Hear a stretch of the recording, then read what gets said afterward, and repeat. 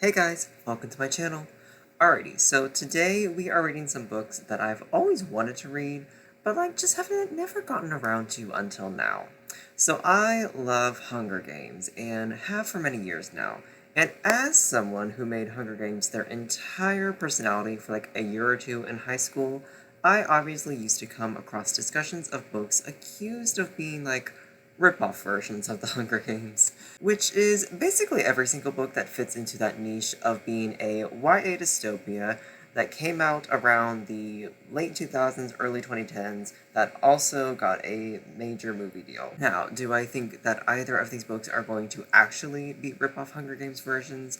No, that seems rather silly to me. I just think that these two got accused of that because, they were the pieces selected to be adapted when other movie studios wanted their own piece of the dystopian teen dystopian pie, basically. Now, let me preface this first. This video is not being made with ill intentions. I'm not going into this experience wanting to be like, oh my god, guys, Divergent is just so horrible. Oh my god, no wonder the final movie didn't get made. It doesn't hold a candle to my beloved Hunger Games, blah blah blah blah blah.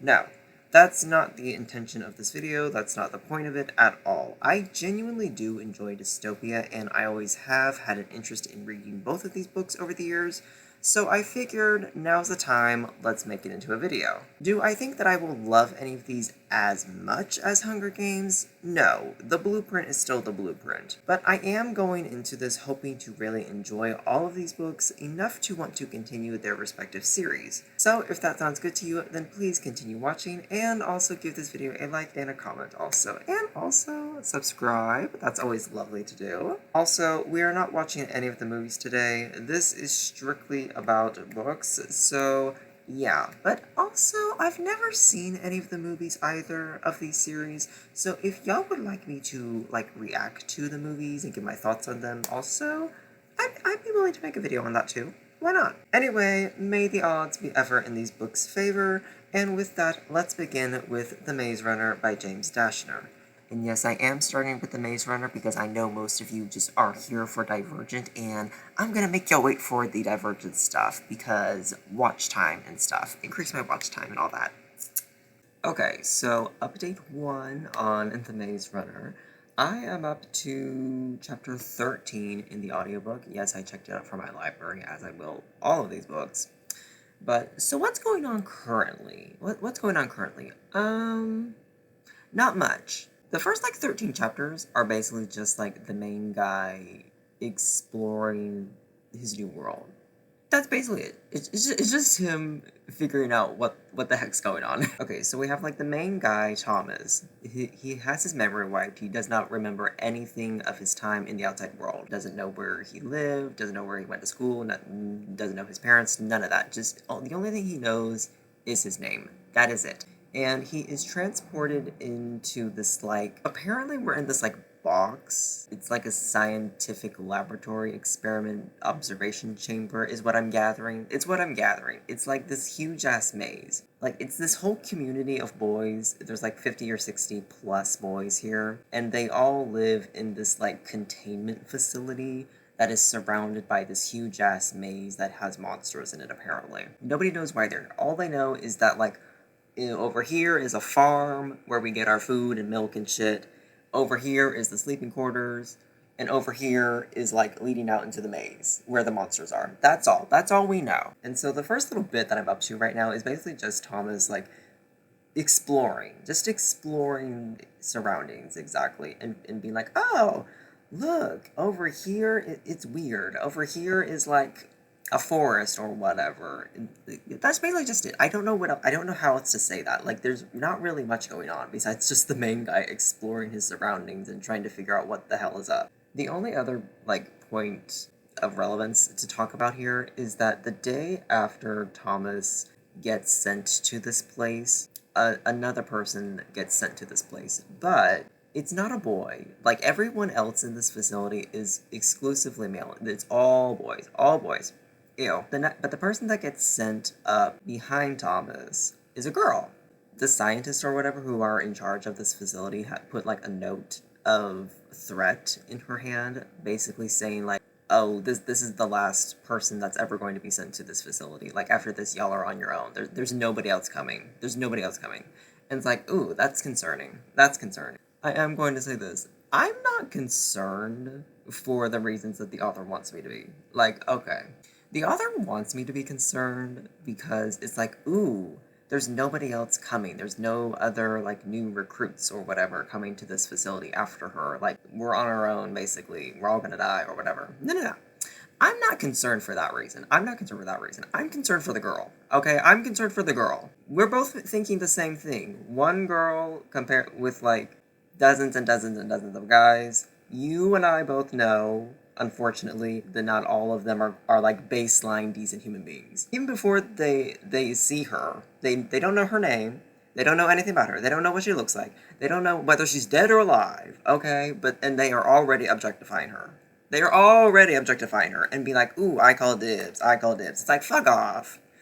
Like, I'm concerned for her safety. I'm concerned for her safety. I am. Like, even though, thankfully, the leader of this community was like, hands off, ain't nobody gonna touch her, and if you do, I'm gonna kill you. Like, thankfully that happened. Like, so I'm a little bit put at ease, and like, I'm like, okay, maybe she'll be safe. Hopefully she'll be safe. But even still, I'm concerned for her safety.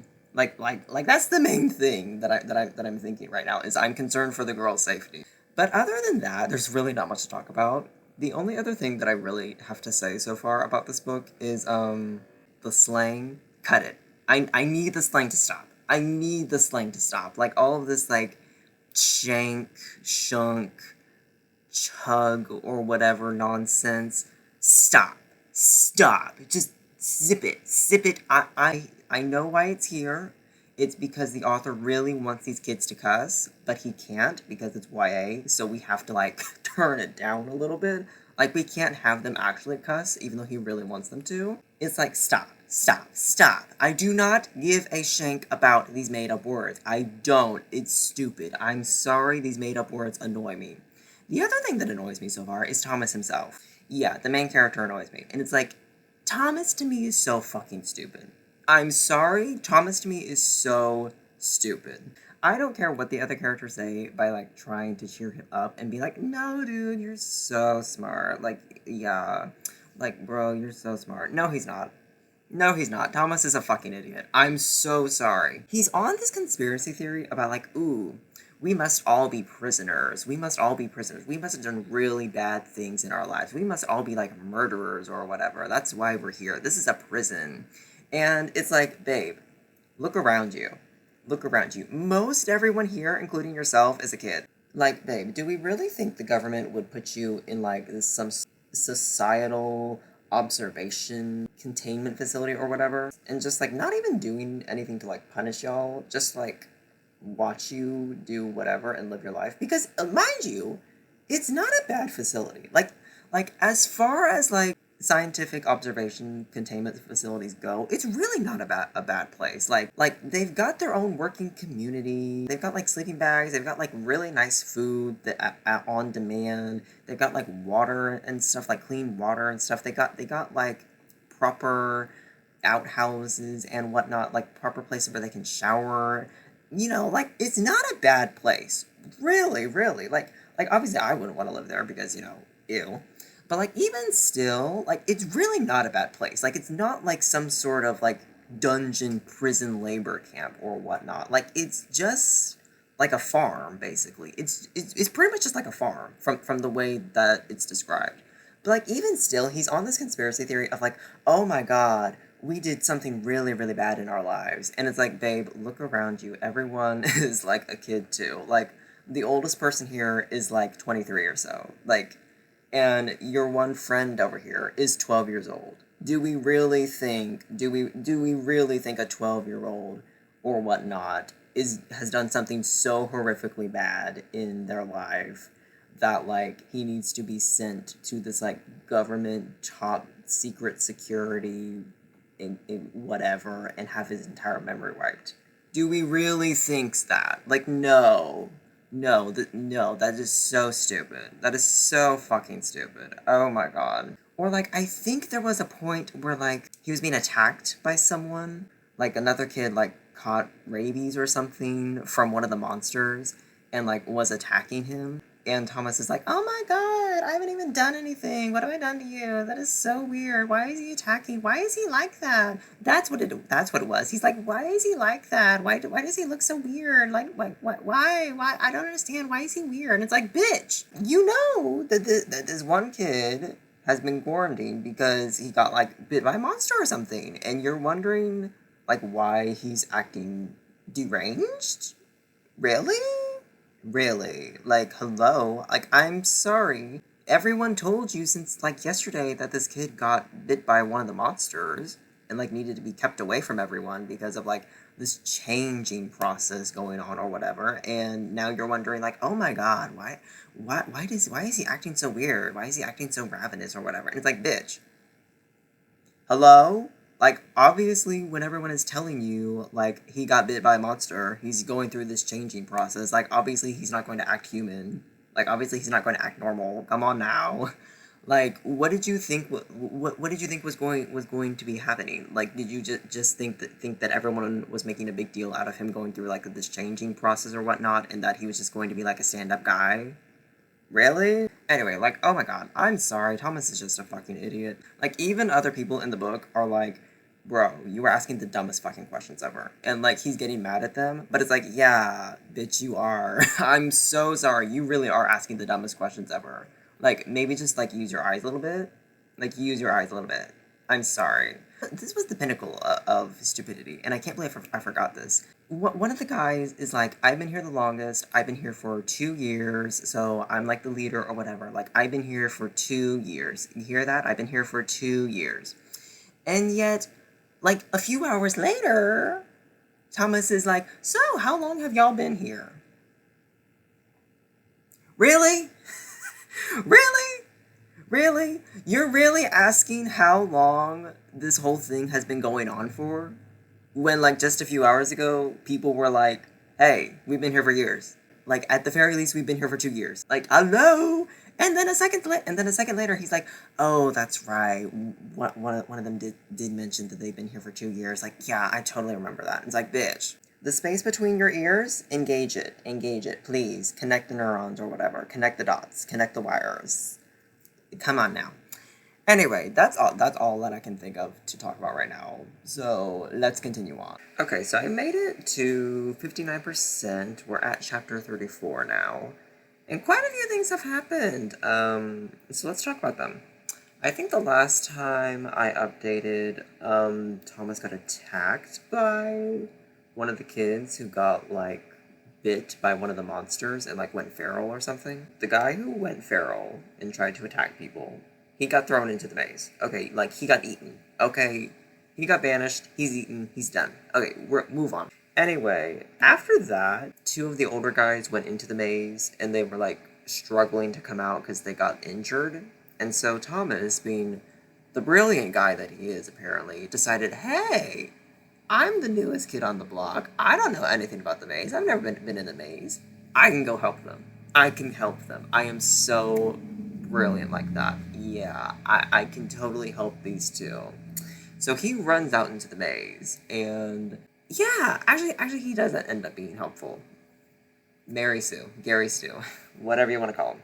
Anyway, the door shuts behind him, so he's locked in the maze for the night with monsters all around. Okay, darling? One of the older guys, who is still kind of fine, he wasn't injured, was like, okay, babe, nobody has ever survived the maze before. You're not special.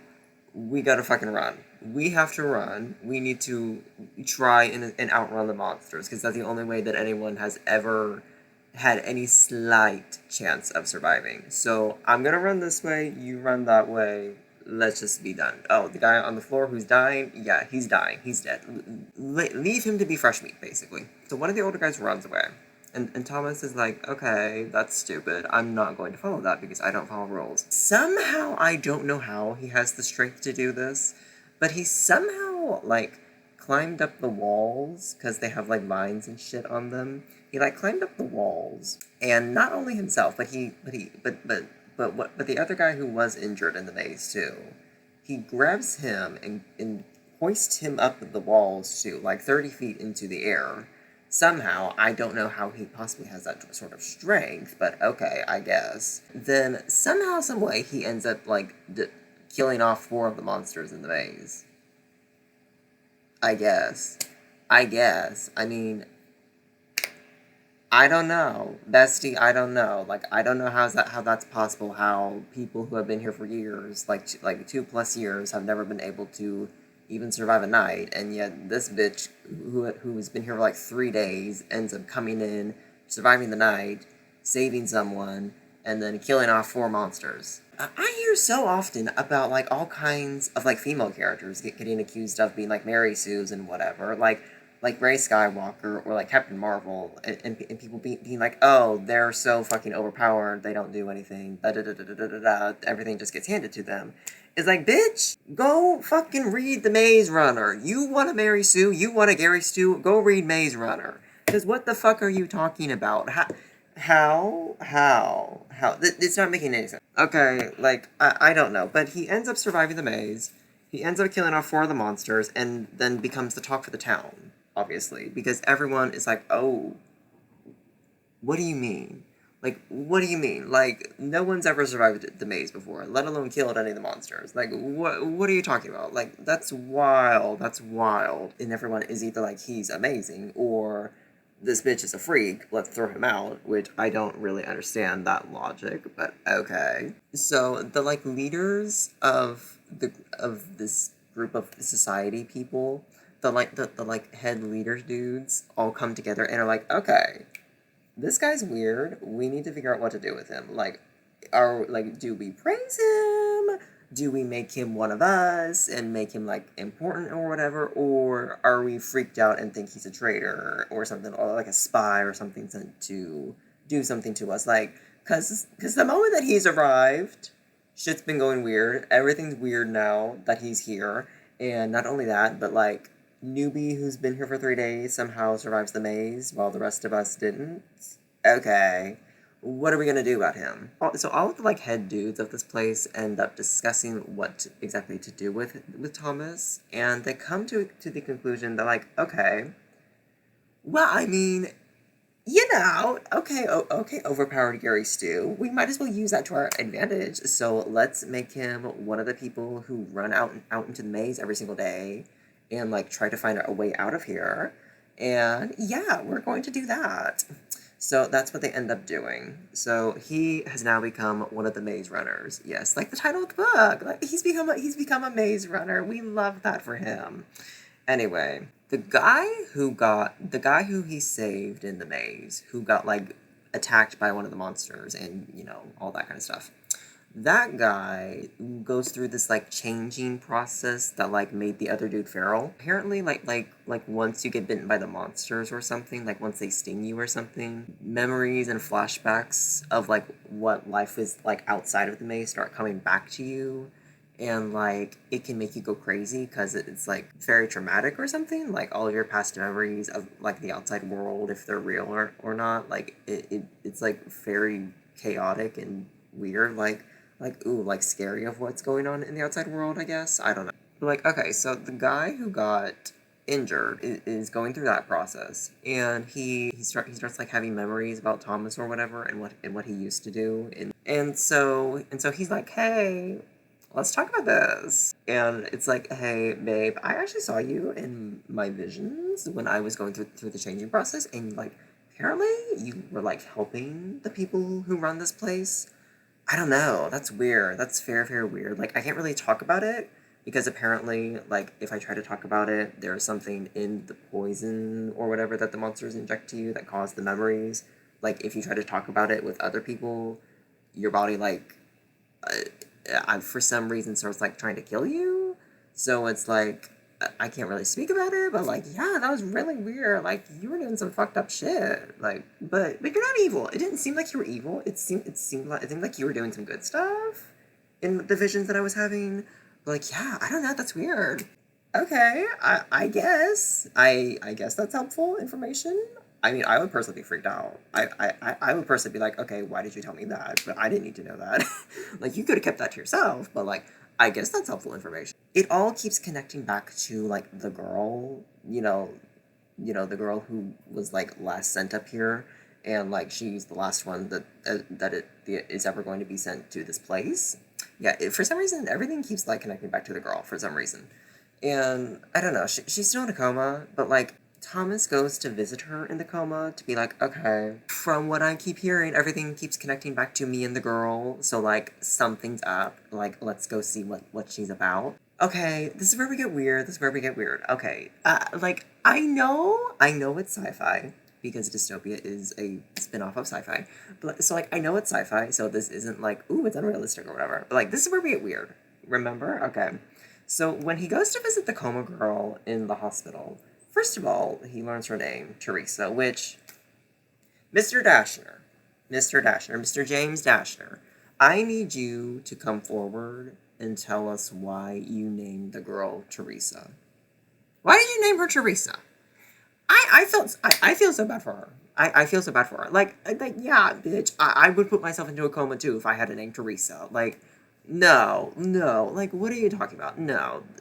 Why is a 16-year-old girl named Teresa? That is the name of, like, a 60-year-old woman who is hated in the community, and she, like, runs an HOA or something. Like, like, Teresa's that kind of lady. Teresa's not the name for, like, a 16-year-old, okay? Okay, let's get that straight. But also, like, apparently, while she's in the coma, her and Thomas do actually have this sort of, like, connection for some reason. Like, it wasn't just, it's not just a crush that he has. Like, he actually, like his whole thing about, like, there's a connection. There's actually a bit of weight to that, apparently. Which, okay, I guess. Because, for some reason, she starts speaking in his head.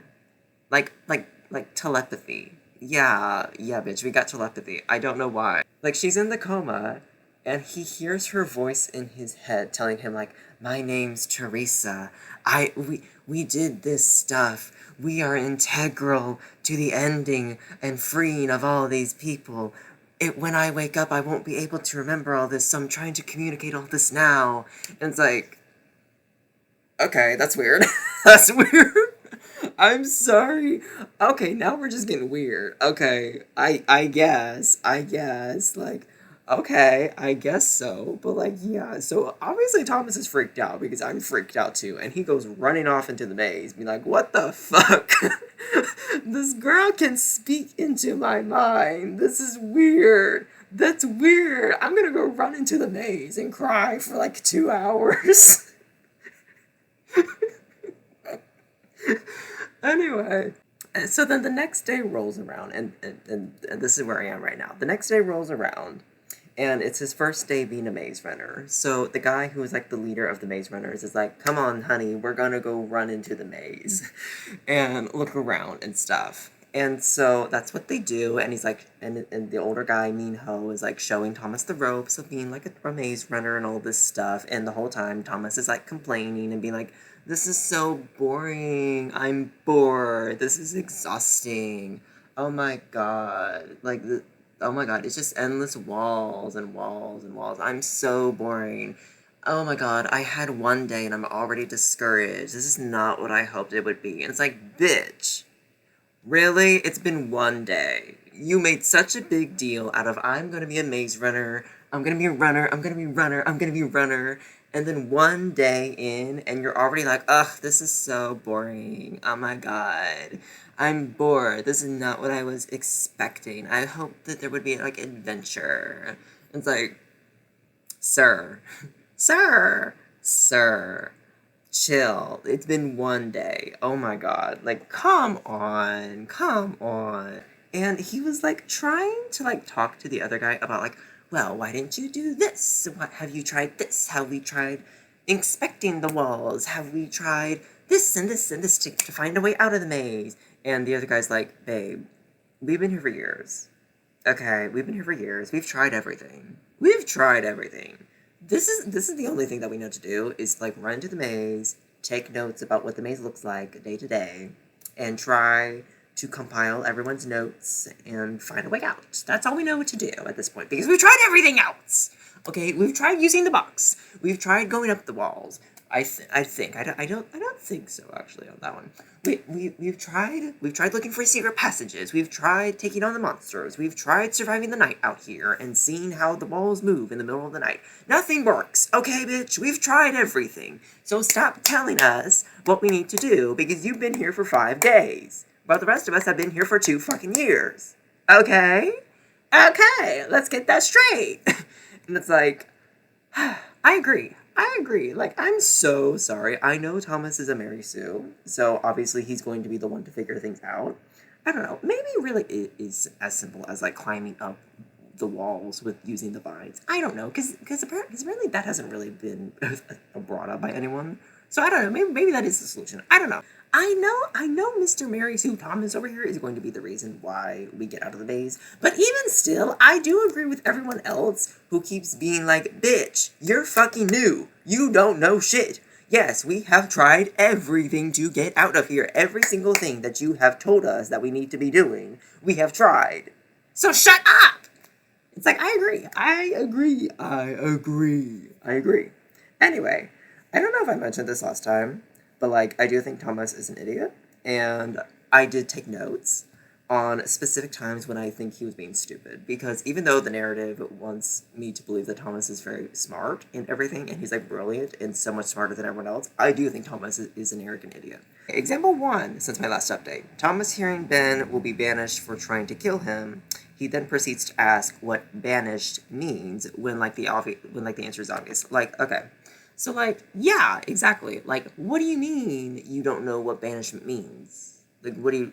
Everyone's been talking about that for the last few days. Like, obviously they mean they're gonna throw him into the maze. Like, what do you mean? Like, he tried to kill you, bitch, and now it's like, oh my god, I feel so bad for him. What do you mean? What do you mean they're gonna throw him in the maze? What does that mean? You're gonna banish him. What does that mean? It's like, yeah, bitch, that means they're gonna throw him in the maze. Obviously, because he tried to kill someone. They don't want someone like that in here. Like, let's use our brains. Thomas being surprised, learning people who don't come back before the maze doors close don't come back at all. Okay, so there was at one point when he was like, oh, what do you mean? No, what do you mean no one's ever come back from the maze or whatever? What happens if someone is outside the maze doors when they close? Like what happens if someone's in the maze in the middle of the night?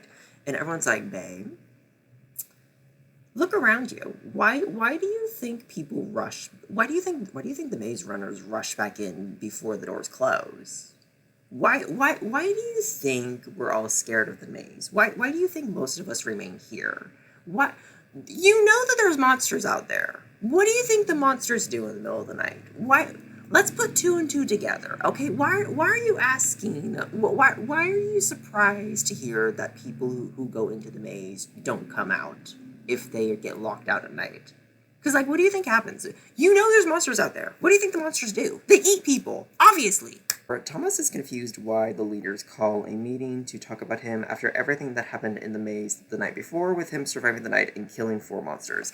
Yeah, that one really got me. When like everyone is like, okay, you just survived the night. You killed 4 monsters. Like, obviously, we need to call a meeting of the leaders and figure out what to do with you, because no one's ever done that before. Like, that's cool. That's awesome. We need to figure out what to do with you. Like, are you secretly a spy? Are you secretly good and overpowered? Like, we need to figure out what to do with you. He's so confused why everyone is giving him attention. Like, it's like, oh my god, like, I just survived the night in the maze. Like, I don't understand what the big deal is. Like, okay, so no one's ever done that before. I'm the first one to do that, or one of the first ones to do that. Like, what's the big deal? It's like, let's stop being willfully stupid. This is not the humble brag you think it is. That's just called being dumb. Like, obviously, people want to know how you survived the maze. Obviously, people will want to know, like, what to do with you after that incredible feat, because nobody's ever fucking survived the maze. And you being over here like, why is that such a big deal? I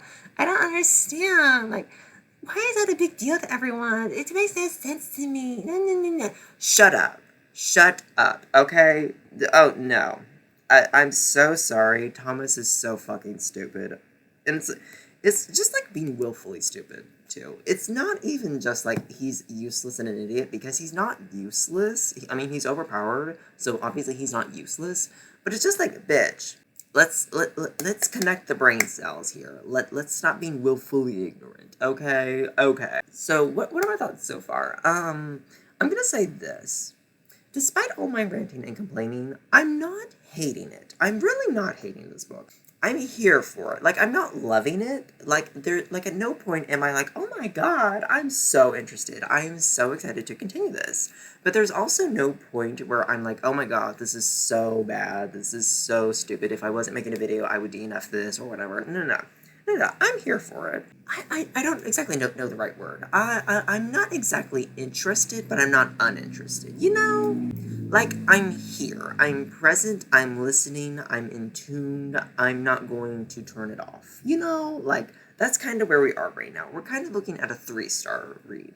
I hate Thomas. I'm so sorry. Well, I don't hate Thomas. He just annoys me. He annoys me. There it is. He just eternally annoys me. Because he is so annoying. He is. He's so annoying. But, like, I think that I could read 3 books from him. That's a shock. That's a shock to you and me. Ooh, also, do you like my case? It's so pretty. Like, that's a shock to you and me. But, like, I do think that I could stand 3 books from him. Because, here's the thing. Because I'm not uninterested in what's going on. And also, it's been, like, 2 or 3 days, and I'm already, like, 60% of the way through this book. So it's like, you know, I'm kind of running through this quickly. So if I could like run through the other 2 as quickly as this book, I could probably withstand hearing his narration for 3 books. Honestly, like I could. Like he annoys me to death, but I think I could stand it. And if not, oh well, we just drop it whenever he gets too annoying. I want to know when Teresa. Can we call her something else? Can we please call her something else? Can we call her like. Girl, I don't know. Let's call her, what's a good name? Chloe. I don't know. I don't know what to call her. I don't know what to call the girl, but I don't want to call her Teresa because that's such a bad name. I'm sorry. I don't like that name for her. I feel so bad for her. She shows up with the name Teresa. She shows up in a coma. She gets objectified immediately by a bunch of boys. And she's in a fucking coma, and her name's Teresa. Like, I feel bad for her. I'm sorry. I feel bad for this Teresa girl. She deserves so much better. The only thing that she has going for her, apparently, is that she has telepathic powers, I guess. Like, good for you, honey. You deserve something as reparations for all this other bullshit that the book is putting you through. But yeah, we will discuss this later. Probably the next time that I update this, I will be finished with it, but I'm not sure. Don't hold me to that. But anyway, yeah, that's where we are right now. Okay, so I have finished The Maze Runner, so let's talk about it. So I finished it, and I'm going to give it like 3 stars. Yeah, 3 stars is comfortable. Comfortable because like I was here. But, like, you know, it's just But anyway, we're getting ahead of ourselves. Last time that I finished talking about it, I think the girl had just woken up. I think the girl, Teresa, horrible name still, I think she had just woken up. So let's talk about what happened in the last, like, 45% of this book. Okay, so Teresa wakes up out of her coma, and she's like, guys, I have signaled the end times. I have signaled the end times. And the other boys are looking at her like, what the fuck are you talking about? This psycho bitch shows up. She finally wakes up out of her damn coma. And now all of a sudden, the sky is gray. The doors won't close. The monsters are coming. We're not getting supplies. The plants are dying. And she's telling us that she did this somehow, some way. She triggered the ending somehow. Lock the bitch in jail. Lock this bitch in jail. Okay, so that's what they do. They lock her in jail for a little bit. They lock her in solitary confinement. And meanwhile, Thomas is like, guys, why'd you do that? That was so mean of you. That was so mean of you. Like, she's good. She can be trusted. We can trust Teresa. And they're all like, honey, do you not see what's going on? Like, the monsters are coming in. The doors will not close. We need to get to safety. And she's telling us that she did this somehow? Like, she's telling us that she triggered the ending? Okay. Why would we trust her? Also, by the way, forgive me if some of these events are a little bit out of order. I like blitzed through the last like 45% of this last night while, there was a hurricane going on, and also I was having a mental breakdown. Not because of the hurricane, just because my life.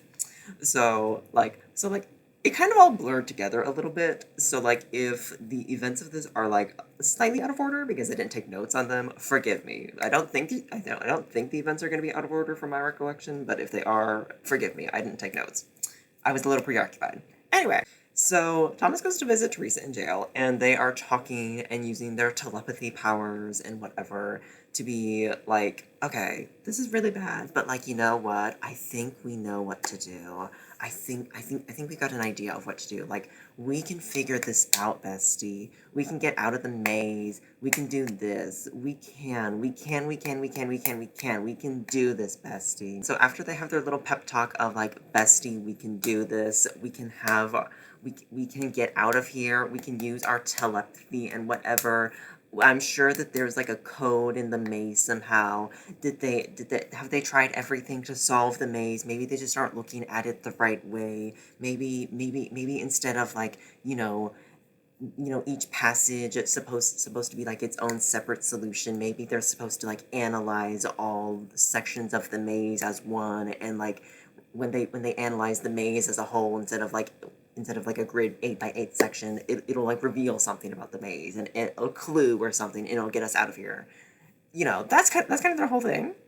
And so the next day, Thomas goes back into the maze with, his trainer guy, who is like the head of the runners, Minho. And the two of them go and explore the maze and figure out if there's anything new, if there's anything different about the maze, because, doors won't close, the maze won't shift anymore, the monsters are coming, blah, blah, blah, blah. And they end up finding sort of like cliff area that they had been to previously, but they didn't really like pay much attention to it. But they found this like cliff area that's like pseudo kind of outside the maze, but not really. And they start like theorizing that like, okay, this one room is different. It's a little bit outside the maze, but not really. Like, okay, the monsters seem to like come here also when they like spawn in and spawn out of the maze. So, like, maybe there's something here. So like, let's try and figure out like how the monsters use this cliff room to like get in and out of the maze. And so they do that, and they end up finding that there's like some sort of like secret passage in that room off the cliff, I guess. So like, okay, bestie, jump off the cliff, and you'll find a secret passage. Hope you don't break your neck. I guess. And then afterwards, shit starts going down. Like, the monsters are coming in. There is this guy ranting and raving about, like, they're coming for us. The scientists are coming for us. They're going to send the monsters to grab one of us each day. And if we don't figure it out, we all just die in the end. But if we do figure it out, we got to figure it out now, bestie, because the monsters are going to be killing us one by one each day, apparently. Whatever. Okay. So Thomas is like, okay, me and Teresa, we got a theory. We got a working theory going on. So, like, we got to get her out of jail. So he convinces, like, the leaders of the boys to get her out of jail. And then instead of just being like, okay, me and Teresa got this working idea going on, instead of just being like that, he for some reason gets the bright idea to be like, okay, you know what'll really, really help us?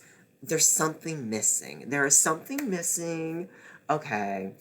I feel like we're so close to breaking this code. You know what would be a great idea? If I got bitten by one of the monsters. Yeah, if I went through the changing process of getting these like horrible flashback memories back, if I did that, we would be so back. We would be so back. That would be the key to ending all of this. Okay. So he gets bitten by one of the monsters and then gets in a coma for 3 days. Lovely, fun, exciting. And so he goes through the whole like changing process that a few of the other boys went through earlier in the book of like, you got bitten by a monster, it affected your mind somehow, and now you're remembering shit from your past or whatever. So basically, to say Thomas gets the plot handed to him, he gets the entire backstory and key to figuring out the plot handed to him. And y'all want to talk about Mary Sue? Y'all want to talk about Mary Sue? Talk about Thomas the Maze Runner? Okay, honey, let's talk about Gary Stews here. Anyway, so after Thomas goes through like this whole like changing process and gets like a lot of his memories back, he of course gets a lot of his memories back. and is like, guys, ah, I gotta tell y'all something. The stuff that I'm remembering, y'all might hate me. Y'all might hate me. I might be in my villain era, actually. I don't know.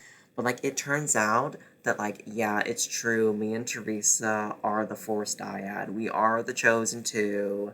Like, we are the key to figuring this out. And also, besties, apparently, like, I helped create the maze. I don't know why the government scientist people would select, like, a 16-year-old or whatever, or I guess at that point, like, a preteen when the maze was created, I guess. I don't know why the government would select a preteen to help create the maze, but I created the maze. Like, I'm just so special like that. I'm just so different like that. And it's like, okay, I guess. Also, like, okay, backtrack a little bit. The runners who like run into the maze and like take notes about the maze and try to figure out a way out. They all like jot down every single day, like, okay, what does the maze look like? What's different about the maze? Da da da da da da. Let's create maps about the maze and plot map out each section of the maze, not all 8 sections of the maze. And so Thomas, after going through the changing, is like, guys, I got a great idea, by the way. This is from my memories coming back, but like, we should really like combine all of our maps together. Instead of just like analyzing the maze one section at a time, we should like combine them all together into like one full map. And then that way, like, we can figure it out. That's another thing too. He says that apparently from his memories, like, the scientists chose all these people, all these like 60 boys plus Teresa, because they were like so smart and whatever, they're so physically fit, they're so this and that, they're just like above average human beings and they need them for like a government project. And it's like, okay, I have not seen any of these people do one smart thing in this book. There's not been one brain cell activated in this book aside from Teresa, and she has like magical telepathic powers. Like no one in this book is really that smart. No one in this book is really that smart. So, like, why did we need that line? I'm so sorry. No one in this book is intelligent, especially Thomas. I'm sorry. I'm sorry. I'm sorry. But anyway, so they start combining all the pieces of the maps, like of all the records that they've kept over the past 2 years. And apparently, when they do that, they discover that like the maze shifts in a way to spell out a letter every single day, and eventually over the course of like a week or so, the letters will spell out a word, like float or push or death or whatever, stuff like that. Passwords to something to like unlock their exit out of the maze. And so once they figure this out, then it's like, okay, we've got the clue, we've got Thomas's memories, we've got Teresa's telepathy, and her and Thomas's mental link or whatever. We gotta get out of here. We gotta get out of here because the monsters are coming. We got about as much information as we can. We gotta get out of here. Okay, we gotta go, besties. And so, like, we rally the troops, basically, to, like, run out into the maze and run out into the cliff room where, Mina and Thomas discovered where the monsters come from and where they spawn in and spawn out from. They run into the cliff maze, and they, like, all start tackling the monsters and killing the monsters. Some people die, and that's, like, terrible, but, like, inevitable?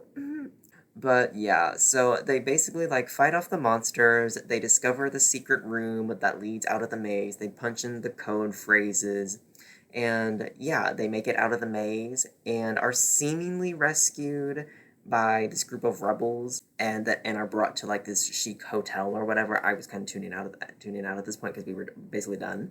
But they're rescued by these group of rebels. They're brought to this like hotel where they can just like chill out for a night, and then everything will start up in the morning, and then that's the end of that. And Thomas is grieving because he lost a very close friend, Chuck, from earlier.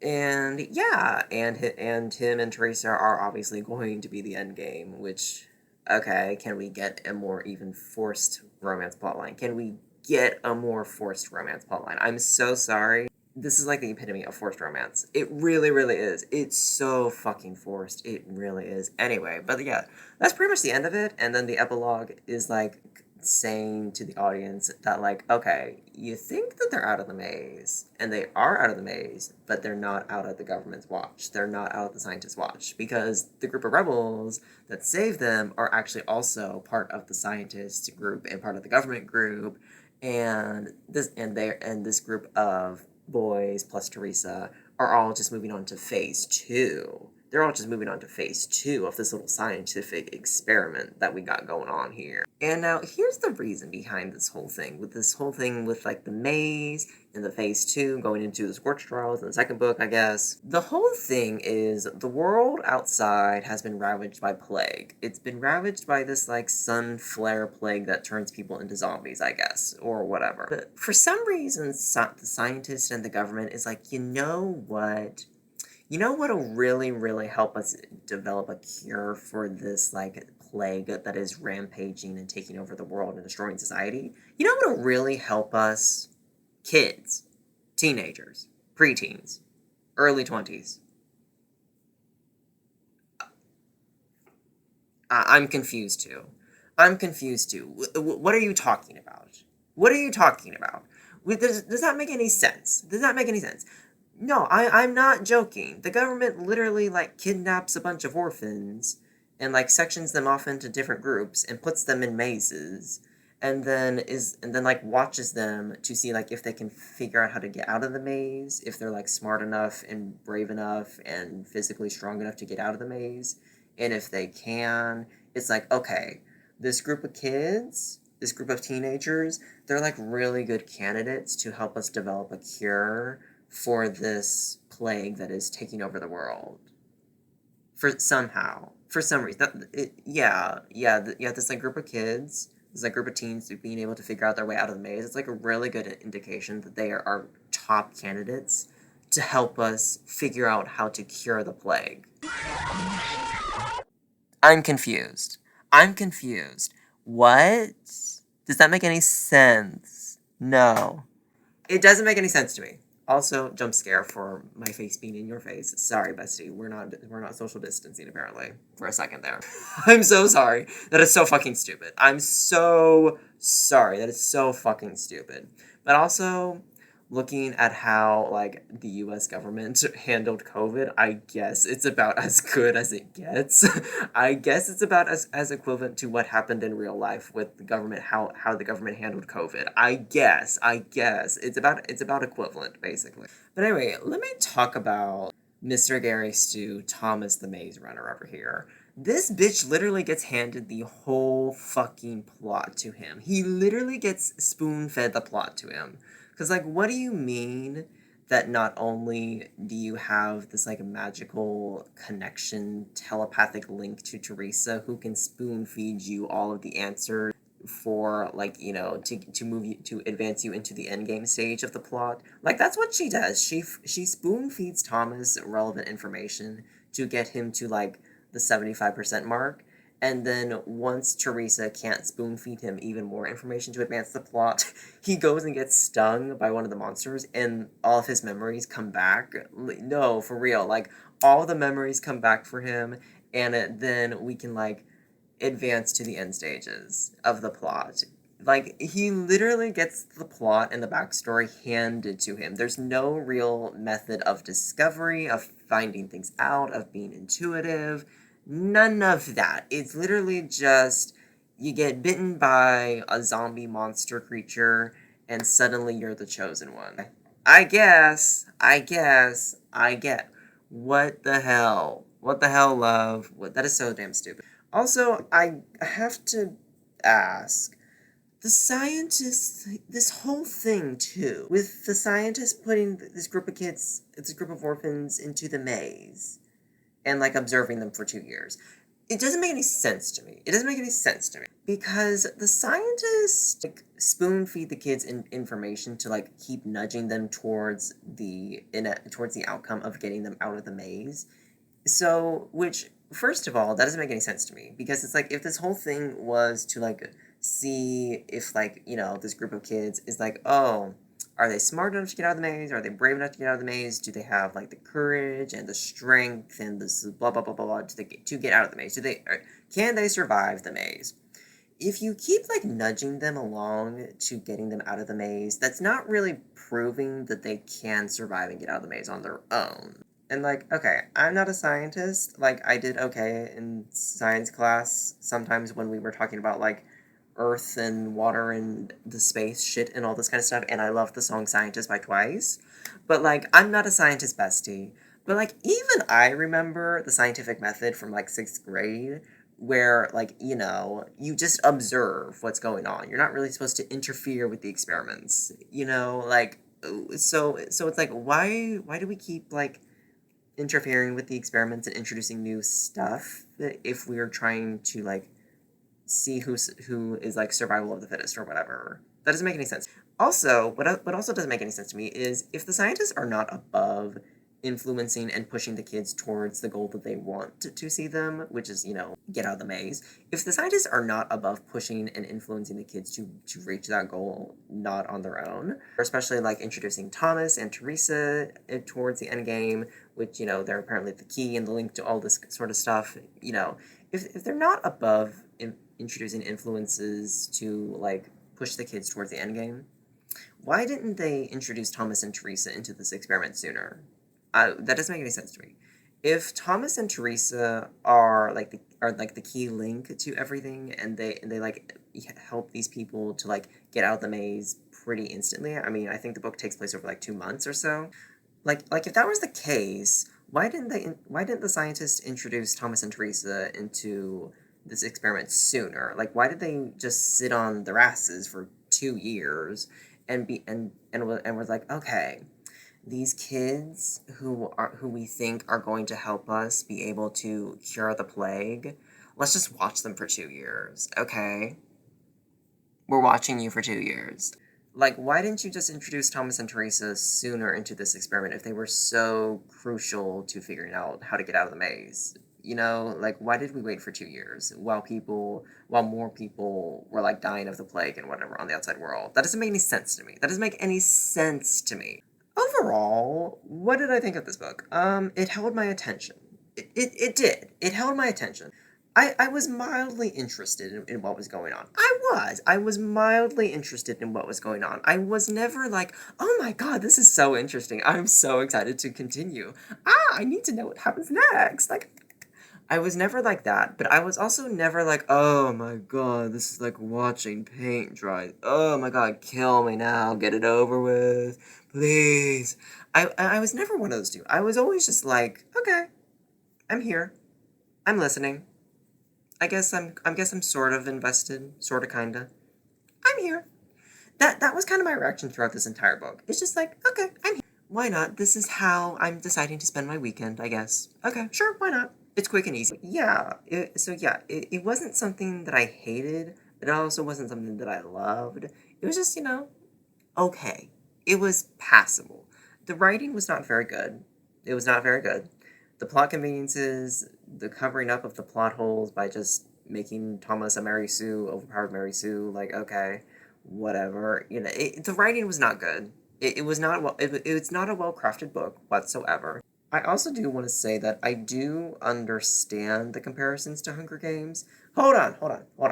I don't agree with people who are like, oh my god, the comparisons to Hunger Games are unfounded, it makes no sense whatsoever. I don't agree with people who say that in a positive light for this book and a negative light for this book. I don't agree with those people. I do understand the comparisons to Hunger Games with this book, because both of them are dystopian teen novels that have a group of dozens of kids placed into this, like, box, controlled, watched, and influenced by the government, and they, are observed by the government, and the goal is to, like, get out of it and survive the government's influences and controls and all that kind of stuff. The goal is to get out. Obviously, the method of getting out in Hunger Games is kill everyone around you and be the last to survive, and in The Maze Runner, the method of getting out is solve the maze, solve the puzzle, and get as many people out as possible. Obviously, they do have differences about them. They're not, copy pastas or whatever. But I do see the similarities. I do understand why this is compared to Hunger Games. I do understand why this was recommended for fans of Hunger Games. But is that to say that this holds a candle to Hunger Games? No! No, bestie, no! I'm so sorry. This does not hold a candle to Hunger Games. This does not even hold, like, a well-burned out, far past smoldering end of a candle to Hunger Games. Not at all. Not in the writing, not in the world building, not in the plot, not in the characterization, not in the themes, not in the anything. Not in anything, okay? This does not hold a candle to Hunger Games. This is basically watered down Hunger Games for boys. It really, really is. This book is, like, for that target demographic of boys that, like, grew up in, like, late 2000s, early 2010s, who, like, Hunger Games looked interesting to them, but, like, either them or their family had that attitude of, like, ew, you can't watch Hunger Games. You can't read that book because it's got a girl protagonist and you're a boy. You have to read things that have a boy protagonist because you're a boy. You can't read about Katniss because she's a girl. You can't read about that because she's a girl. You have to read about boys. So you're gonna go read this book, okay? Because this is basically kind of like that, but it's got a boy protagonist. That's kind of that's kind of the target audience of this book. I feel like is just like watered down Hunger Games for boys. That's kind of what I feel this book is aimed at. Having said all of that, would I continue with the series? Not on my own. Not on my own. If you had asked me this, like, right after I finished it, I probably would say yes, because I was kind of interested in continuing on, just because, like, it was short to get through, whatever. Like, I'm mildly interested in what's going on. It's short to get through, I can listen to it on audio for free at my library, whatever.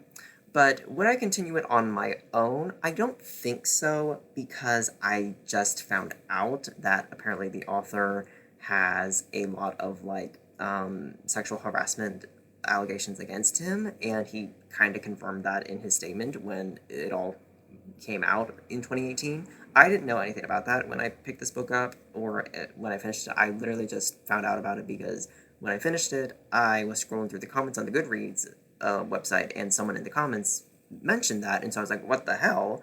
And so I went to go look it up and read about it. So yes, so apparently the author has a lot of, like, sexual harassment allegations against him, which he kind of confirmed, in my opinion, in his statement back when it came out. So I would not continue this series on my own.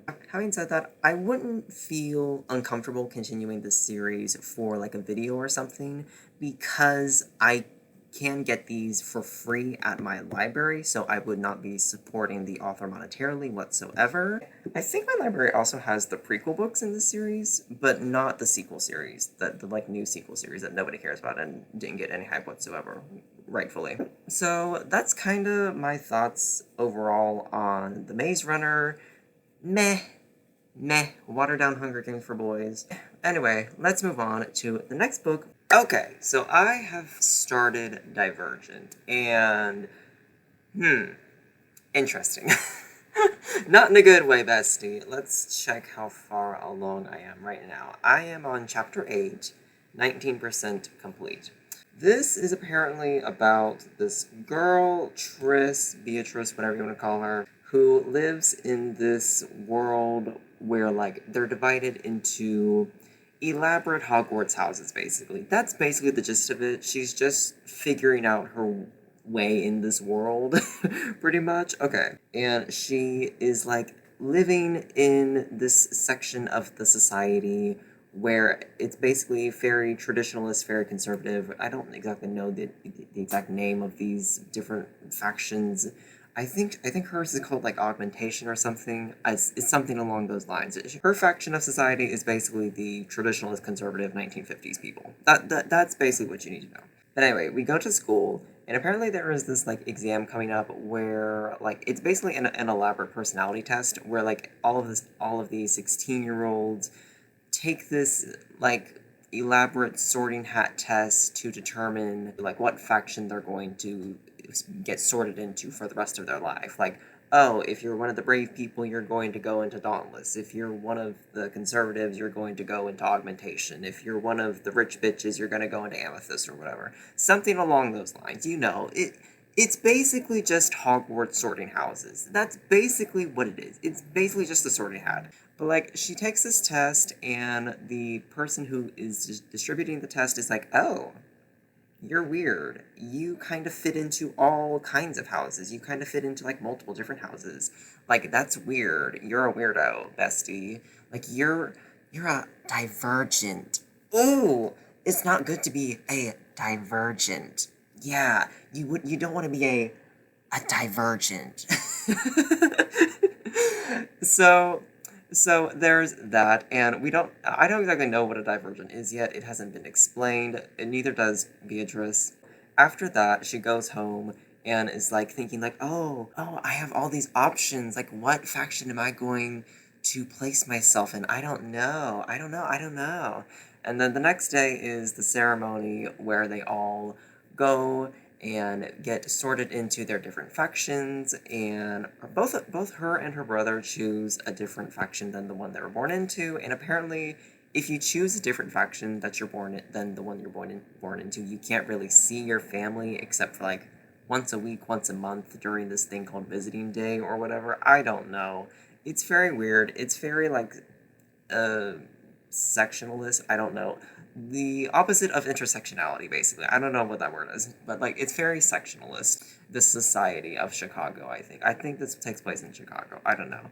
If it sounds kind of boring the way that I'm explaining it, that's because it is boring. Like, I'm literally explaining this book as best as I can and trying to make it sound as quick and interesting as I can. But this really is boring. I'm sorry. There's really not much going on. So if it sounds like I'm being boring, it's because the book is boring. But anyway, so Beatrice ends up picking this dauntless people to go and be her newfound family, basically. Like, she is leaving her augmentation family and she's going to Dauntless, the, like, strong warrior people who value strength and all that. And, like, if you can't keep up with us, just die. And it's this whole thing of her and the other new people being, like, initiated and, like, training to be full-blown Dauntless people, because apparently, like, even if you choose Dauntless or whatever, or like even if you choose one of the like societies, you still have to like prove yourself worthy to be a part of them. I guess, I don't know, it's not really explained all that much. But like, she's starting to like, make friends, and she's like trying to basically just figure out her identity at this point. And she's like changing her name to Triss because she wants to be like edgy and whatnot. And I'm so sorry, when she changed her name to Triss, she made it like such a big deal of like, oh my god, I get to pick a new name. I'll never get this chance to form my own identity whatsoever. I know, I'm just going to shorten my name from Beatrice to Triss. It's like, bestie, such an elaborate change, like, really. And her and her friends are like, oh, we're starting our new lives. We are out and free into the world. We are no longer tied to our original clans or whatever. We're no longer tied to Amethyst or Augmentation or Ruby or whatever. I don't know the different factions names. We are all now going to be Gauntless people. We need to be new. We need to change our identities or whatever. So let's all go get tattoos. And then she go get a tattoo. That's basically where we are at this point. It's just her going through the motions and like starting to figure out a new identity for herself as a new person, basically. I don't know how else to say it. It's boring. I'm so sorry. This book is boring so far. Like, I was expecting her to be like, joining a rebel cause or whatever. When does that happen? Because like, I'm sorry, when is something interesting going to happen? I'm lost. I'm lost. I'm not lost in the plot. I'm lost as to like, why should I care? Why should I care about what's going on? Why should I care about Trist? The events going on are just non-events. It's like, who cares? I don't care about Trist. I don't care about any of these people. The only person that I like in this book is Christina, her like new friend that she's making in Gauntless, because like Christina's the only one who was like calling out the bullshit of this world. Like, there's this guy named Four, and Christina's like, really? You're named Four? Like, after the number? That's stupid. Like, I agree, bestie. That is stupid. I'm so sorry. Like, Christina's the only one that I like so far because she's the only one calling out the bullshit of this world. Everyone else is just going along acting like this is so important and so entertaining. And it's like, bestie, it's not.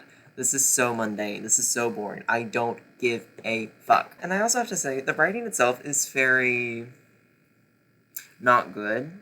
I don't know how else to put it nicely. I'm not trying to drag Veronica Roth or anything.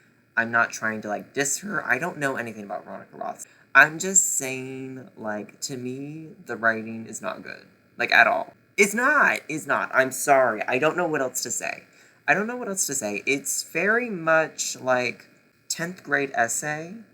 It is. I don't know how exactly to explain the writing other than, like, like high school argumentative essay. That's kind of what it gives. I don't know how else to explain that because I've never read a book that has like this level of mundane writing. Like I've never read a traditionally published book that has like this level of mundane writing. So I don't exactly know how to describe it other than just that. Like it's giving Wattpad. I'm sorry. I'm sorry. Again, not trying to be mean. But that's what it's giving. Like it's so nothing. It's extremely tell don't show. It's extremely like, oh, this happened in the past, this happened in the past. It's very much just like telling me things about the world, about little snippets of her past in an attempt to get me invested, but it's like, okay, I don't care about any of this, and none of what you're saying to like try and get me to care is making me care because you're not tapping into my emotions. You're just like listing out reasons as to why I should care about what's going on. But it's like you're not tapping into my emotions basically. Also, I have to say, like the whole Dauntless initiate trials thing going on right now it's stupid to me. It really really is. The whole like leaderboard thing of like, oh, if you don't rank in the top 10, you're out, bestie. You're going to be factionless. You're going to be one of the homeless bitches. Okay. And it's like, okay, like, that's weird. If you didn't want X amount of people in your society, your little faction of society, why isn't there a way to be like, okay, only this many people are allowed to join Gauntlets, only this many people are allowed to join Amethyst, only this many people are allowed to join Augmentation, whatever. The trials themselves that we're beginning so far is stupid. Like, the training so far for the Initiate trials is like, okay, jump off a moving train, jump off a building, fire a gun. Who cares? Who cares? What does that have to do with protecting society? Because the Gauntless people are apparently supposed to be like the protectors of society. What the fuck does jumping off a train prove to anyone that you can protect society? Not making sense. Not making sense. At all. Not making sense. And also, I have to say, like, I can't really distinguish the different factions, the different Hogwarts houses from each other. Like, I really, really can't. The only thing that seems to, like, differentiate them is that, like, Gauntless values strength, Augmentation is the conservative bitches, and then the others are just there. That's basically it, it seems so far. Because, like, for example, there's one point that Triss is, like, seeing a couple make out at a table across from her, and she's like, oh, that's weird. Are they, like, why are they doing that? Shouldn't they keep that for the house or whatever? Shouldn't they keep that for private? And everyone else from all the different other factions that she has nearby are like, bestie, you're weird. Like, okay, they're just kissing. So what? And it's like, like nothing really differentiates the other ones from each other. Have y'all ever heard of the show Breaking Amish, where like all these like Amish kids like went to New York and then they're like exposed to like all the stuff of modern times, and then a few of them are like, whoa, this is very different than the Amish life. Like, whoa, I think I kind of want to join this. I kind of want to integrate into mass society or whatever. That's kind of, that's pretty much what this book reads as, is like breaking Amish or whatever. And also, I want to make a big point of this. Divergent has always been the big one that people have compared to Hunger Games. Like, it's really been the one that people have said, like, oh, it's the lesser Hunger Games. I'm not getting Hunger Games vibes from this at all. Like, I got Hunger Games vibes from Maze Runner, but, like, I'm not getting Hunger Games vibes from Divergent. If anything, I'm getting more Harry Potter vibes, honestly. With the whole, like, faction thing, and all the factions being based around, like, one or two personality traits, faction choosing ceremony being like the Sorting Hat. Like, okay, all the strong bitches go into Gauntless, which is basically just Gryffindor. All of the rich bitches go into Amethyst, or, you know, like Ravenclaw or whatever. Like, it's giving very much like Hogwarts. It really, really is. So, like, I'm not seeing why it's compared to Hunger Games very much, except other than the fact that they're both just like YA dystopias, honestly. And honestly, I've never really seen anyone compare this to Harry Potter, which I don't understand why people don't do that, because like I'm like 8 chapters in, less than 10 chapters in, and already I'm, you know, it's like very much obvious the comparisons between these two for me. Also, I did just want to say on like Augmentation or Amethyst or whatever the fuck Triss's Homeland's faction is called, basically, I don't know. I just call it Augmentation because I know it starts with an A. The defining trait of like Augmentation is supposed to be like, oh, we're the selfless people. We are the selfless people. We run the government because we don't want power, so we're the best to handle the most power because we don't want it. We think of everyone else in the world. We are the selfless people. I don't get that from the Augmentation people. I don't. The only character from Augmentation who I get that selfless vibe from is Triss's mom. And honestly, I get the feeling that she originally wasn't part of Augmentation. Like, she was a transfer in when, you know, she was 16 and, you know, decided, like, oh, I'm going to be a part of Augmentation. Like, I feel like Triss's mom came from a different clan. Even still, she's the only one here who I actually feel like has any sort of selflessness, because at, like, the choosing ceremony, when Triss and her brother choose different factions to go into. I think Triss's brother goes into like Amethyst or whatever, and Triss goes into Gauntless. Their father like is staring daggers at the both of them. Like, you know, like, how dare you not choose Augmentation? How dare you not choose your family? How dare you? How dare you? And it's like, to me, that reads as very selfish, that you would very much want your children to stay with you no matter what, because that's your desires. So to me, that reads as selfish. That doesn't read as selfless. Whereas Triss's mom is very much smiling and is very much like, oh, whatever you choose, I support you. Blah blah blah blah. Like, that's the more selfless route to me. And then all the other Augmentation people that are in the audience are also like screaming and crying and yelling out and be like, ah, how dare all our Augmentation kids go and join different factions or whatever. And it's like, that again, that doesn't read as like selfless to me. Like, the selfless thing would be like, okay, even though I want you to stay here, I support your decision because, you know, it's your life or whatever. Not the like, oh, you have to stay with us. You have to put the rest of us first or whatever. You know, like, you know.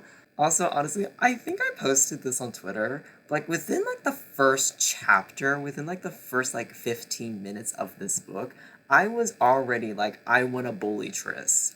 Because she's so nothing, she's so annoying, and she's so much like, I'm not like other girls.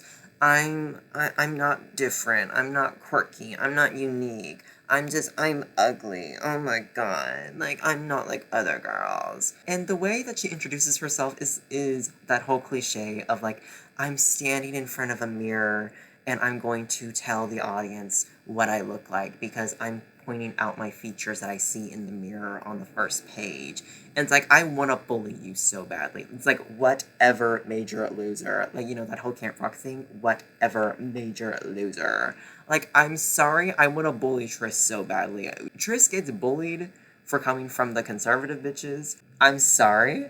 I kind of want to join in on the bullying. I do. I want to join in on the bullying. I don't care if you're the main character. I don't care if you're a Divergent, whatever the fuck that is. I don't care if you become factionless. I just want to bully you. I do. I'm sorry. I want to bully you so badly. Anyway, let's continue on with this and see where it goes. Hopefully it picks up. Okay, so I have made it 43% of the way through. I'm on chapter 17 of Divergent, so let's talk about what has happened. Has in quotes because nothing's really happened. I mean, what do you want me to say? There's nothing really going on in this book. Where did I leave off last time? I don't know, because everything's blurring together because everything is not interesting. I think I left off last time she was just getting to Gauntless, whatever the fuck the place's name is. Okay, so she's been in Dauntless for a few weeks now. It's been like a month or so.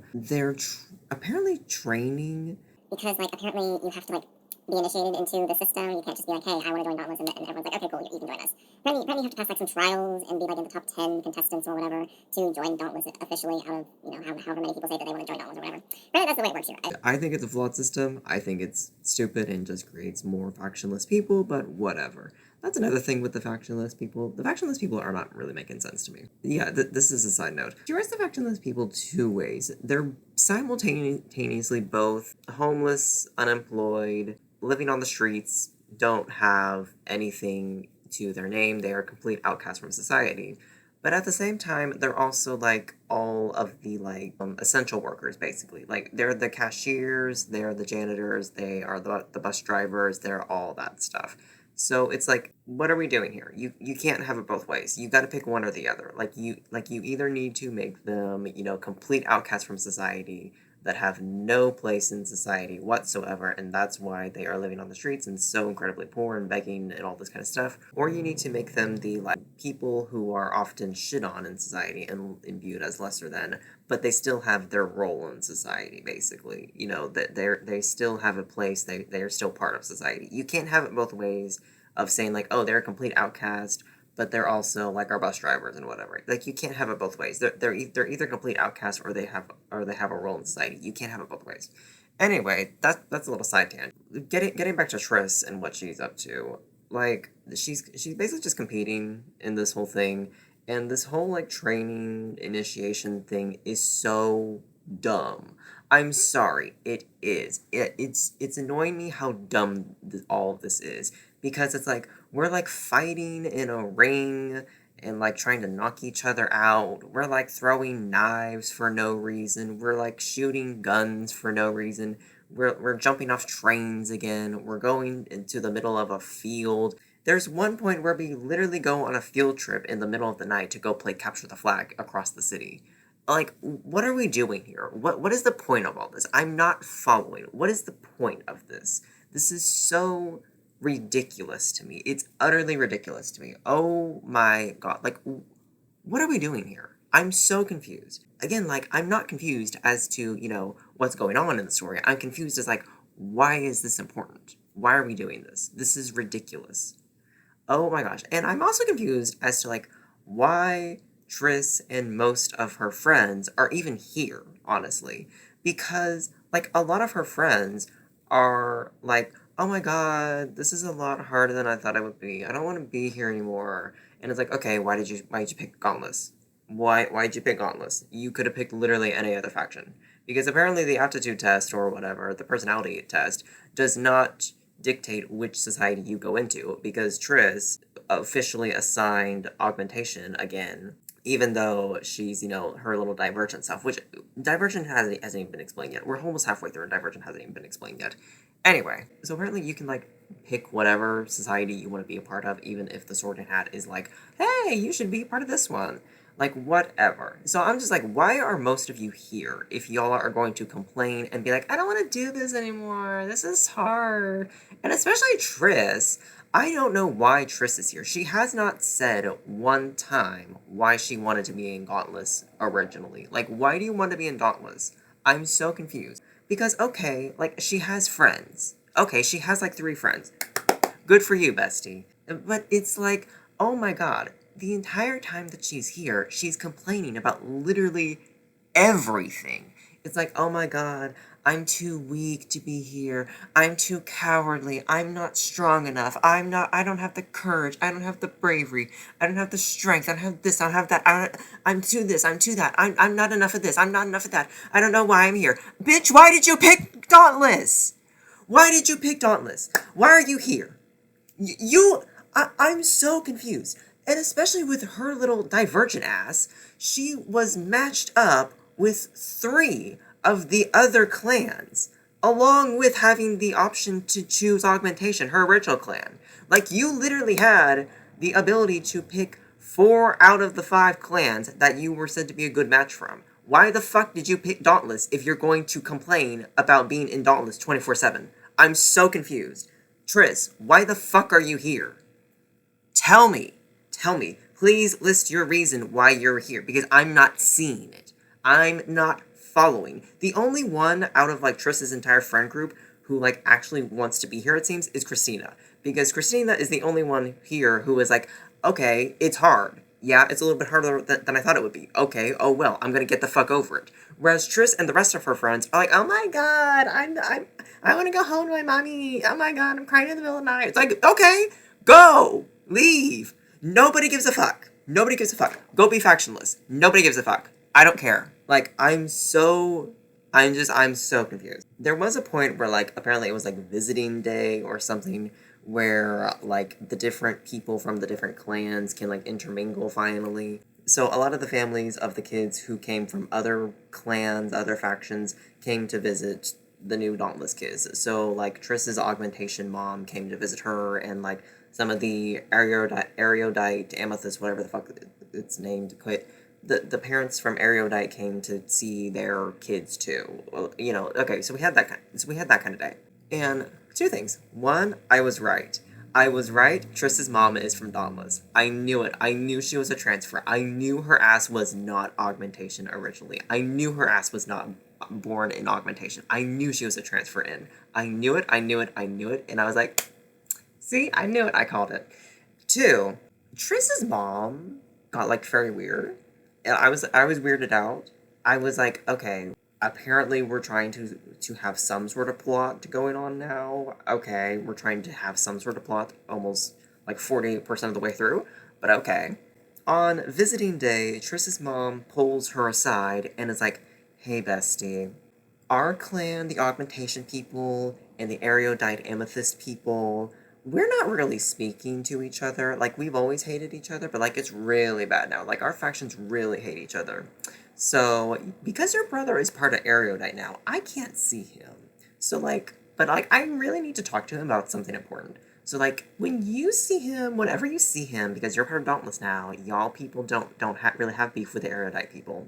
Whenever you see your brother, can you, like, tell him to go investigate and research and like spy on the like scientific research center of their clan or whatever, something along those lines. I'm not exactly sure. And Triss is like, okay, I guess that's a weird request, Mom. Why do you want my brother to spy on research and scientific development people in his clan? That's weird. What is that for? And Triss's mom is like, shh, let's not talk about that. Okay, don't ask questions you don't want the answer to. Triss is like, Mom, does this have something to do with me being And Triss's mom is like, shh, don't say that word. Don't say that you're divergent. Don't say that, bestie. That's horrible. You're going to get in trouble if you say that. And it's like, again, this is the second time someone has warned her, like, don't talk about being divergent. It's really dangerous to be a divergent. You're gonna get taken away or something if you're divergent. And still, no one will tell her what the fuck divergent is. No one will tell her what the fuck divergent is. Now, granted, I could easily look it up on the internet and like, you know, type into the fan wiki, what is divergent? What is so bad about being divergent? I don't want to do that. I want to find out and figure it out when the book wants me to. Okay, I don't want to be really spoiled about anything that goes on in this book. The only thing that I've been spoiled on when it comes to this series is that the main girlie like kills herself in the end or dies or something, and then her boyfriend gets with her best friend. Which, okay, interesting. That happens in book 3 apparently. Wow. I can see why the ending was hated, because that's ridiculous. But like, other than that, I don't know anything. I don't want to be spoiled. So, you know, so I'm not going to look up why Divergent is so evil and whatever, and like why you're not supposed to be Divergent, even though I'm like dying to know. Well, not like dying to know in a positive way, but dying to know in a negative way of like tell me already. Stop fucking around and tell me why the fuck it's bad to be divergent. This is the second goddamn time that someone has warned her about how bad and dangerous it is to be divergent, and I still don't know what the fuck divergent even means. Really? Really? We are about halfway through this book, and we still don't know what the fuck the title even means. Come on now. I can't stand it when books withhold one particular piece of information from the reader because it's like the only way to drive tension for that particular part of the plot. Like, are you kidding me? There has to be some other way to drive tension in the plot besides withholding this key piece of information from me. There has to be another way. There has to be another way to drive tension in the plot. There has to be another way to keep the story going and advance the plot without withholding this key piece of information from me. There has to be. Come on now. Like, let's go already. I'm so tired of it. Okay, but that happens on visiting day with Triss's mom being, like, weird and asking her to, like, tell her brother to spy on the government or whatever. So, okay, that's weird. We still haven't seen the brother. That was like 3 chapters ago, mind you. The only other thing that has happened really in this section is that apparently when the initiates get their initial results of like how well they're doing in the initiation trials, like who is on top, who's doing really good, and who's at the bottom, who's like looking to get cut or whatever. Apparently, like the boy who was on top and like, you know, like the best initiate in the class or whatever, he got attacked for being number 1 because apparently Peter, the number 2 bitch, was like jealous or whatever. So the guy Edward, who was number 1 in the class, got attacked and like had his eye stabbed with a butter knife. Oh, okay. And like he decided to like walk out at that point. Like, okay, I'm done. I'm not losing my other eye to this shit. Like, bye. I'm done. I'm gonna be factionless. I don't give a fuck. And his friends or whatever, or his girlfriend or whatever, were like, okay, well, I'm gonna be factionless too. Bye.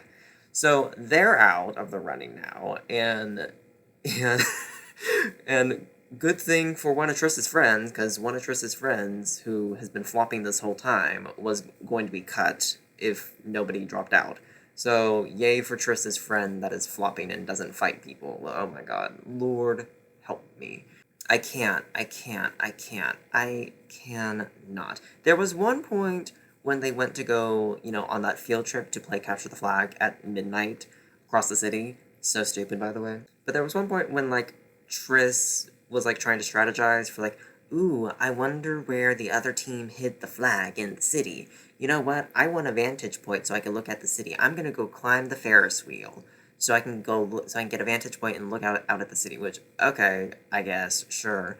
But, like, that whole thing was so overly dramatic. It was overly dramatic. We spent, like, a whole chapter of her climbing this damn Ferris wheel with one of the instructor guys climbing the Ferris wheel with her and like, you know, talking to her and whatever. And it was so melodramatic with her being like, can I do it? Can I do it? Can I climb the Ferris wheel? Oh my god. Oh my god. I'm not gonna look down. I'm not gonna look down. Oh my god. If I look down, if I fall, I'm gonna die. I'm gonna die. Oh my god. Oh my god. Can I survive this? Oh my god. Guys, can I survive? Oh my god. What if I die from falling off the Ferris wheel? It's like, shut up. Shut up. Oh my god. Shut up.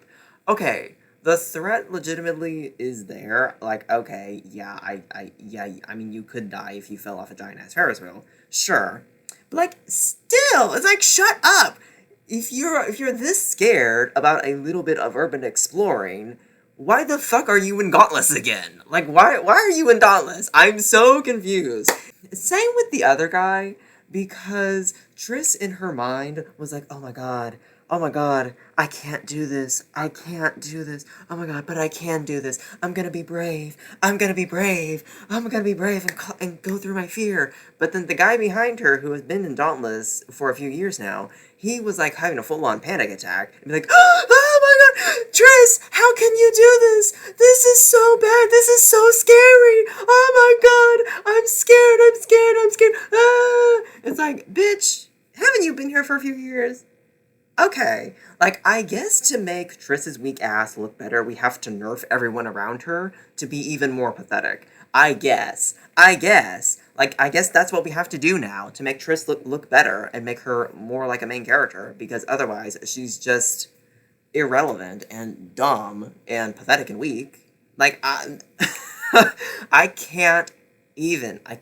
This whole section has just been me saying over and over again, this is so stupid. Why are you here? What is the point of this? This is so... Oh my god, this is so bad. I'm sorry, this book is so bad. I'm sorry. I'm sorry. I'm sorry. This is so bad. I legitimately want to know why this became popular. I want to know why this became popular. This, if it was posted on Wattpad, I could see it becoming popular. Okay, like this is the kind of story that becomes popular in like the Wattpad sphere. You know, like a story that gets like 300,000 views on it. This is not a story that should have like 4 million reviews on Goodreads. Like of people like actually going out and paying money to get this fucking book. I'm sorry. No. I'm sorry. Like, what are we doing here? I legitimately want to know. I'm not trying to be mean here, even though, yeah, I am going to be mean. I legitimately want to know how this book got published. How this book got published in its current state, at least. I don't understand. Because, I mean, again, like I said before, it reads like a first draft. I want to know who at the publisher read this in its current state and was like, hit publish. Send it to Barnes & Noble, bestie. Like, what are we doing here? I'm confused. I'm so confused. And I want to know who in Hollywood read this book in its current state and was like, give it a movie deal. Make it a live action masterpiece adaptation, throw it on the big screen, bestie. Like, what are we doing here? I'm so confused. Here's the thing. Maze Runner was not really that good either. Like, it really wasn't. But at least there was something going on. Like at least there was like something going on. Compared to this, there was at least something going on. There was at least a hint of, mild I'm here. I'm interested somewhat. Whereas with this, there's nothing going on. What are we doing here? We are 40% of the way through, and I don't know why we should care. Why we should care. Why should I care about Triss? Why should I care about her wanting to join Gauntless or whatever? Why should I care about the world and what's going on in it? Why should I care about any of these people? Why should I care about any of their stories? Why should I care about any of them succeeding or failing? Let me compare this to like an author that I really, really hate. Colleen Hoover. Y'all know at this point how much I hate fucking Colleen Hoover, okay? At least with her books, the writing, the plot, the characters are so ridiculous and over the top, unserious and ridiculous that at least with Colleen Hoover books, you want to keep turning the page just to see how much worse it can get, how much more the ridiculousness can get amped up. Whereas with Divergent, it's so nothing. It is so literally nothing. The writing is not evoking anything. The world does not evoke anything. The characters do not evoke anything. Triss herself and her plotline and her character arc does not evoke anything. Nothing in this book is interesting, even in an ironic way. It's just nothing. It's blah. It's, oh my god, like, I don't know how else to say it. I legitimately don't know how else to say it. There is no emotion in this book. It's all just surface level stuff. This book is crafted in a way where, like, a 12-year-old on Wattpad or, like AO3 or whatever wants to be like, okay, I want to be a writer, I love writing, but doesn't really understand the deeper levels of craft and the deeper levels of writing. Like how to properly sink in emotion and get the reader to feel something. This book doesn't understand how to make the reader feel anything. It really, really doesn't. I don't know how else to say that. I'm sorry, that's mean to say, but legitimately, I don't know what else to say. This book does not know how on earth to evoke any sort of emotion besides boredom and and some annoyance at the amount of boredom going on. Truly. Like, if I was not reading this for a video, I probably would have DNF'd it at this point, even though it's on audio and it's at my library. Those two factors, especially, like, I usually try to push through books, just because, like, okay, it's free. Like, why not? Let's just keep going because it's free. But, like, if I was not reading this for a video, I probably would DNF this at this point, because it's like, it feels like I'm wasting my time. It does. It feels like I'm wasting my time. Pray for me, besties. Let's get through the rest of this. Let's just go. I don't know. Maybe something will happen. Okay, so we have made it 61% of the way through. We have 4 hours left. We are on chapter 24 of Divergent. So what's happened? What has happened since the last time that we updated? A little bit, actually. Shockingly, stuff has actually started to happen. I'm just as surprised as you are, honestly. Okay, so let's talk about it. So, Triss has entered like the second phase of Dauntless initiation, basically. Like the first stage was all about her and her friends like learning how to shoot guns and jump off trains and whatever. This stage is basically like that aptitude personality test from the first chapter or the second chapter, but just like 2.0 of that. Like for this stage of her test, exams, initiation, whatever you want to call it, she gets injected with like this serum that like connects her brain to a computer, and then the computer like injects like nightmares and fears into her brain, and she has to like figure out how to like face her fears and get out of the simulation and whatnot. Whatever. Okay, side note. When that happened, and like Four, who was in charge of like running the test and whatever, when he said that like the serum injected like a computer chip into her veins so that her brain connected to the computer, I was just reminded of like that COVID conspiracy theory of like the government's injecting you with microchips or whatever, and it's like, oh, she took the Pfizer, no. I'm so sorry. It just reminded me of that whole stupid ass conspiracy theory. Like, I'm sorry, it just made me laugh. Anyway. So she's going through these like nightmare simulations of like her getting attacked by creatures and whatever, and she's like breaking out of them very easily and being and realizing like, oh, these are simulations. They're all in my mind, and I can control them. So, like, bam! Like, we are out. We are out. Okay, I control the simulations. I control my fear now. Now that I know that it's not real, it's all in my head. And apparently, this is like really bad. Apparently, this is like really bad. She's not supposed to do that. Four is like, oh, no, you waking up and being able to recognize that it's a simulation all in your mind and you can control it then. Oh my god, that means you're a divergent. No, girl, you better hide that in the future. You don't want to be caught with that. And it's like, and Triss apparently has reached the limit that I reached a long time ago, where she's like, okay, what the hell is Divergent? I'm so tired of everyone telling me that it's bad to be Divergent, but no one will tell me what I am, okay? So she goes and finds the lady who originally told her that she was Divergent, the lady who first gave her the original aptitude test and told her that she's Divergent at the start of the book. So she goes to find that lady. And that lady is like, okay, look, I don't really know much about that, but I will say, girly, like I got a story about divergence because my brother was divergent, and the government like found out in during your stage where you are right now during the Dauntless test of like the mental stimulation stuff. They found out that he was divergent, and then he got killed, and then they framed his murder as like a suicide. So like the government's fully offing people who are divergent. So like I don't know much about that because I'm not divergent because I'm still alive, but like you're divergent. So like try and keep that under wraps, girly, because otherwise the government's gonna kill you. And like not particularly helpful, but like at least now we know something about divergence.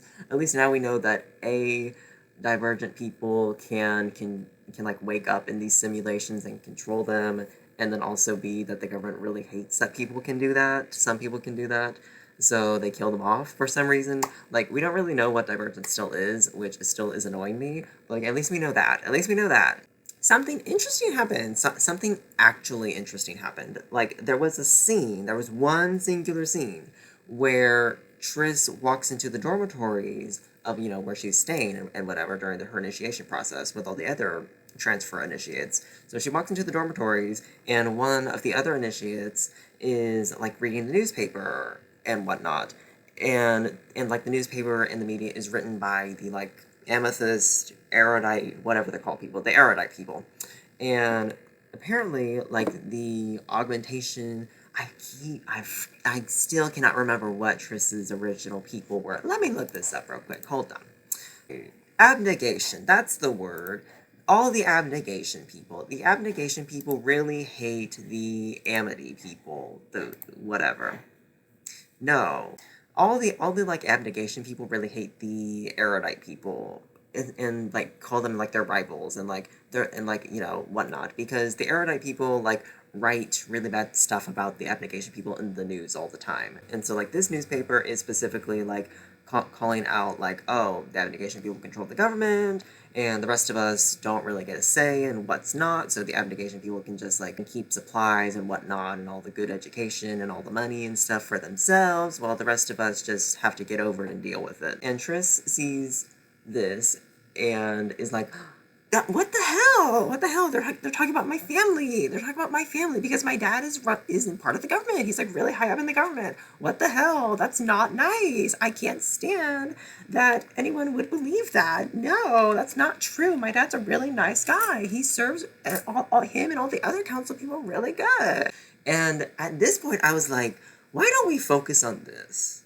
Why have we been focusing so much on this like petty high school drama shit and this like stupid ass initiation contest when we could have been focusing on this? I'm sorry. We'll talk more about that later, but let me finish recounting what has happened so far. Then, after all this, then Triss like wakes up in the middle of the night in something and she like, is going on a walk basically and she hears voices in the building of like people talking about like Divergence and like, ooh, this is the stage of the game where like the Divergent people start showing themselves and she hears all this and she's like, oh shit, the scientists are coming after me. Okay. So after that, the rankings of how well everyone is doing during stage 2 of this process, of the initiation process, come out. And Triss, because, her neurodivergence brain is, like, really helping her, figure out how to, like, do really well in these simulations, she is ranked number 1 among all of the transfer initiates. Like, she is the top dog. She is the girly to beat now. And if you might remember, the last guy who was number 1 during stage 1, he got attacked. And he had to drop out because he was like, nope, I'm getting literally stabbed by people who are not number 1, and they're jealous of me. So now Triss is like, okay, crap, I'm number 1. Target on my back now. Great. Okay, not good. So in the middle of the night, she actually ends up getting kidnapped. Like, she gets kidnapped by some of the bullies who have been bullying her this whole time, and also one of her now ex-friends. And they, like, tie her up and blindfold her and, like, gag her and, like, try to throw her, like, they basically try to kill her because they take her to, like, this area in the building called the Pit where it's, like, this, like, room that like, surrounds a pit, and, like, in the pit is, like, all kinds of, like, dangerous rocks and rushing water. And basically, like, if you get thrown into the pit, you're going to either, like, hit your head on one of the jabby, pointy rocks and die, or you're going to drown. Like, one of the two. Like, the kids who kidnap her, they try to, like, throw her into the pit and kill her, because she's number 1, and they're all jealous of her. But she ends up getting saved by 4, so yay. Okay, I guess that's good. That still means we have to deal with more Triss and her story, unfortunately. So, oh well, but I guess it's good that she's not dead, I guess, yeah. Anyway, but so she gets saved, 4 saves her, and yeah, he like takes care of her. Now, if you've seen my Dragon Prince video, season 6, you might recall that I said I really love when, one person takes care of another person and whatnot. The same still applies. Like, I was still like, okay, this is kind of nice. This is like a little bit cute. Like, okay, whatever. But I was still like, okay, it's still Divergent. I really don't care. Anyway, that's kind of where we are right now. The initiates are launching into like phase 3 of this trial bullshit, which is basically like the exact same as number 2 with the whole like mental nightmare simulation thingies in their brains, except for now everybody's going to be well aware that it's a simulation. Like, it's not just the Divergent people anymore. So, okay, whatever. Anyway, so that's kind of where we are right now. Now, let's talk about what I want to talk about regarding this section. The further that I get into this book, the more I keep asking, like, why? Why? Why are we focusing on this stuff and not other stuff? I'm just kind of confused. I am. Because, like, we keep getting snippets every once in a while of, like, the broader conflict in the world with, like, apparently, like, the abnegation people are, like, hoarding wealth, basically. And they can fully control the government, so they can like do whatever they want and nobody can tell them otherwise. Like none of the other factions don't really have any power. And I'm just like, okay, why don't we focus on that? Like, why don't we focus on that? Like, this really could be like a decent story, maybe not a great story, but like at least a decent story of like a girl who was born and raised in this like very traditionalist conservative cult, and was highly indoctrinated into believing like, oh, my people are so selfless, my people are just the most selfless people, everyone else is kind of weird, everyone else is kind of wrong, like we don't do things a certain way that everyone else does because we are the best people, we're like the best moral judgment people or whatever, and that's why we run the government and all this kind of stuff, like blah blah blah blah blah, just like her fully indoctrinated into the bullshit. And then when she joins Dauntless and starts exploring the world, we could instead of like focusing on like high school bullying drama, we could instead focus on her going on this journey of like discovering herself and like figuring out like more about the world and how other people view abnegation and all this kind of stuff, and her slowly realizing like, wait, I was kind of in a cult, like, okay, wait, maybe my faction wasn't great, maybe they weren't as great as I thought that they were, maybe all these like erudite and dauntless people and whatever, maybe they do have some reason for not liking abnegation, maybe that's why something like that. This book could have been really interesting if it had done something like that instead of just being like girl coming from traditional conservative area and like suddenly being set free into the world, and her wanting to like join this other group for funsies, and being set back by high school bullies who just don't like her because she's a nerd. Like, even if you wanted to focus on the bullying aspect of like her erudite initiates people like not liking her, you could have written it in a more interesting way where it's like the erudite people don't like her because she's from abnegation and because of who her family is, like because her father is on the council that runs the government and like hoards wealth and keeps and all this kind of stuff, and basically treats the other factions like shit, right?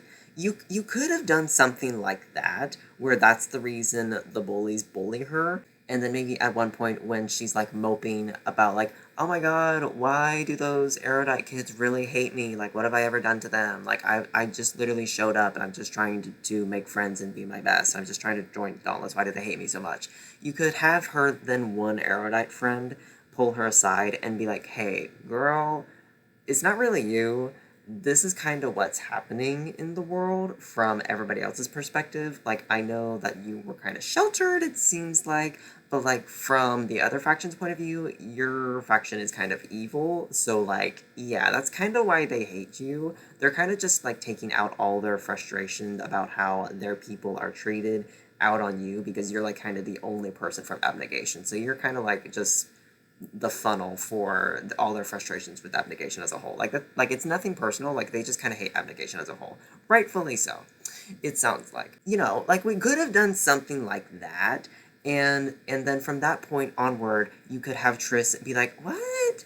No, like that doesn't make any sense. We're the selfless people. Abnegation is the selfless people. Like, what are you talking about? Like, okay, so we run the government, but that's only because we're the selfless ones. Like, if anybody else tried to run the government, like, they'd be selfish and try to hoard power for themselves. Like, what are you talking about?" And then slowly but surely through the rest of the book, she starts to realize, like, wait, that doesn't make any sense. Like, wait, everybody else is kind of true. Why is abnegation the only one with any political power? Why is abnegation the one that like controls everything? Why aren't the other factions allowed to like represent themselves and their needs and their rights and all this kind of stuff? Like blah blah blah blah blah.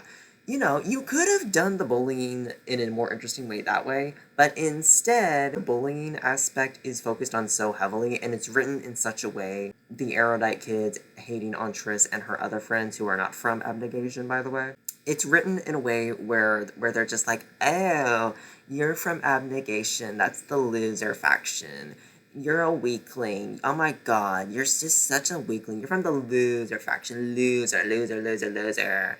Like, ew, gross. It's written in that sort of way, and it's like that's not interesting. That's just so boring. Especially when you could have written it in such a more interesting way that connects it to the broader conflict of the world, and focus on more of the broader conflict of the world instead of just this stupid contest. Like, we focus so much on this stupid contest and this stupid bullying plotline, and it's like, why? Like, why? We've got a lot more interesting stuff going on in the world at large. Why don't we focus on that and how Triss and her character journey can connect to the world at large and what's going on there, instead of just her randomly being like all the time like, oh my god, I really want to join Dauntless, but I'm getting so bullied. Oh my god, this is so mean. Everyone's so mean to me. Oh my god.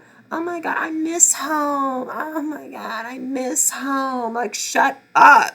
Shut up. Shut up. This is so stupid. I don't know if I'm properly explaining this. Like, this is just kind of how I'm feeling. So, like, I'm saying how I'm feeling. Like, I don't know. I probably could explain this better if I thought about it more and, like, actually tried to script this video. But, like, you kind of get the gist of what I'm saying, right? You kind of get the gist, right? Okay. And by the way, I am so tired. I'm so tired of this book constantly talking about how, like, small and petite and young looking and all this other stuff that Triss is. Like, girl is 16, and yet everyone in the book and Triss herself keeps constantly talking about, like, oh my god, she looks like a child. She looks like a 12-year-old. She looks like a preteen. Oh my god, she's so small, she's so thin, she's so fragile, she's so short. Like, Triss is always like, oh my god, I'm so short that I can't even reach this. Like, oh my god, I'm so short that my eyes barely meet the mirror and whatnot. Like, I'm so small, I'm so petite, I'm so this, I'm so that, I'm so childlike. Like, shut up. This is so annoying to me. Shut up. I don't understand what it is with certain authors where they just have to make the main female character as small and petite and childlike as possible. Like, why? What is the point? What is the reason? What is the point? What is the reason? I don't know. I don't think I want to know, especially when we get to, like, other genres. Like, it's not even specifically a problem with this book, it's a problem just in literature overall. Like, a lot of genres suffer with this problem. But, like, even still, I hate it. I hate it, I hate it, I hate it. Like, why? Why? Like, okay. Like, even if she is, like, shorter, smaller by comparison to the other initiates, why do we always have to make a big deal out of it? I don't understand. Like, who cares? What does that... How does that affect the plot? How does that affect her character journey? It really does not. Like, so why do we keep mentioning it? I'm so confused. Like, who cares? Who cares? Who cares? Who cares? Who cares? Who cares? Anyway, on the bright side though, we finally, halfway through the book, finally got a reason for why Triss wanted to join Dauntless. We finally got a reason. And I literally paused the book and I was like, thank you. Thank you. I've been waiting for that for like 200 pages. Thank you. Apparently, the reason she wanted to join Dauntless in the first place was because when she was growing up, she would, like, see all of the, like, full-blown Dauntless adults and, like, the Dauntless kids being, like, running through the city and, like, protecting people and, like, keeping people safe and, doing all this, like, bravery stuff or, like, doing all this, like, fun antics, like the Daredevil stuff of, like, jumping off buildings and all this kind of stuff, like jumping off moving trains, and she was like, you know what, that looks really fun. That looks really, really fun. Okay, first of all, it looks really fun to, like, do all the Daredevil stuff that the younger kids are doing, but also the adults, and they're, like, protecting people and, like, trying to keep people safe and whatnot. That sounds like a really good idea. That sounds like something that I want to do, so I'm going to join Dauntless. And I was like, finally, you finally provided me a reason for why you wanted to be here in the first place. Thank you. I've been waiting for that for, like, half of this fucking book. Finally, thank you. Oh my god. Anyway, better late than never. I will say this section kind of showed me that there are like the bones of a good story here. Not the skeleton. The skeleton was not put together, but like the bones are here. You know, they're on a pile on the floor basically. Anyway, let's move on. So, a lot has happened since my last update. Not because that many events have gone on, just because I haven't updated in a minute. I think last time I was around like 60%. I made it up to 90% now. I have an hour left of this book. Could I finish it and update you then? Yes, but I don't feel like doing that. I'm on chapter 35, so let's talk about what has happened. Alrighty, so last time I updated, I think Triss was just beginning the third stage of initiation trials, where it would basically be like the exact same thing as stage number 2, with her and the other initiates going through like nightmares in their minds, simulation stuff, and like facing their nightmares and whatever. But basically, instead of like being unaware that it's a simulation in stage 2, now they're going to be aware that it's a simulation in stage 3. Even though for Triss, it's basically the same thing because she's neurodivergent, basically. So we're training for that. There's a lot of stuff about shipping 4 and Triss together now. Have I ever mentioned who really 4 is at this point? I don't even know if I have. If I haven't mentioned it by now, 4 is basically one of the instructors here at this initiation thing. He's 18, she's 16, so we are like pushing the very, very, very, very edge of an acceptable age gap with her. Like, we are pushing it for an acceptable age gap, and even other characters are like, isn't he a little old for you? Which I'm like, yes, yes, he is. Like even though it's a 2-year age gap, it's still 16 and 18. Like, we're really pushing it. We couldn't have made her 17. We couldn't have made him 17. You know, like, one of them could have been 17. Really? Like, we didn't... Yeah, anyway. But that's a whole other thing. Anyway, this section really focuses on coupling those two up, coupling Triss and 4 up, because, like, stuff happens between them, you know? Like, he takes her into his own nightmare simulation trial thingy that he likes to go on, even though he's not doing initiation trials. He just likes to go into the mental nightmare simulation thingies and do them himself to confront his own fears, because apparently he's a masochist or whatever. And he lets her in there to like be vulnerable and show her his fears and show her all 4 of his fears. That's why they call him 4, because he only has 4 fears, whatever, blah blah blah. Now, I'm gonna say this, Triss has been making such a big deal about, ooh, is he Divergent? Does he come from Dauntless? Blah blah blah blah blah. I think he comes from one of my factions, or what, I think he comes from one of the other factions or whatever. This basically gets confirmed, where one of his fears is him being abused physically by his father, who turns out to be one of Triss's dad's friends from Abdication, who is on the council with Triss's dad. This part got me confused. This got me confused. I'm just kind of confused about this section because it's not like there's like a 50-year age gap between them. You know, there's only like a 2-year age gap between them. So it's like, wouldn't you two kind of like grow up alongside each other or whatever? Like, wouldn't you two, you know, like see each other at school? Wouldn't you two like go to the company picnic? You know, or something along the sort.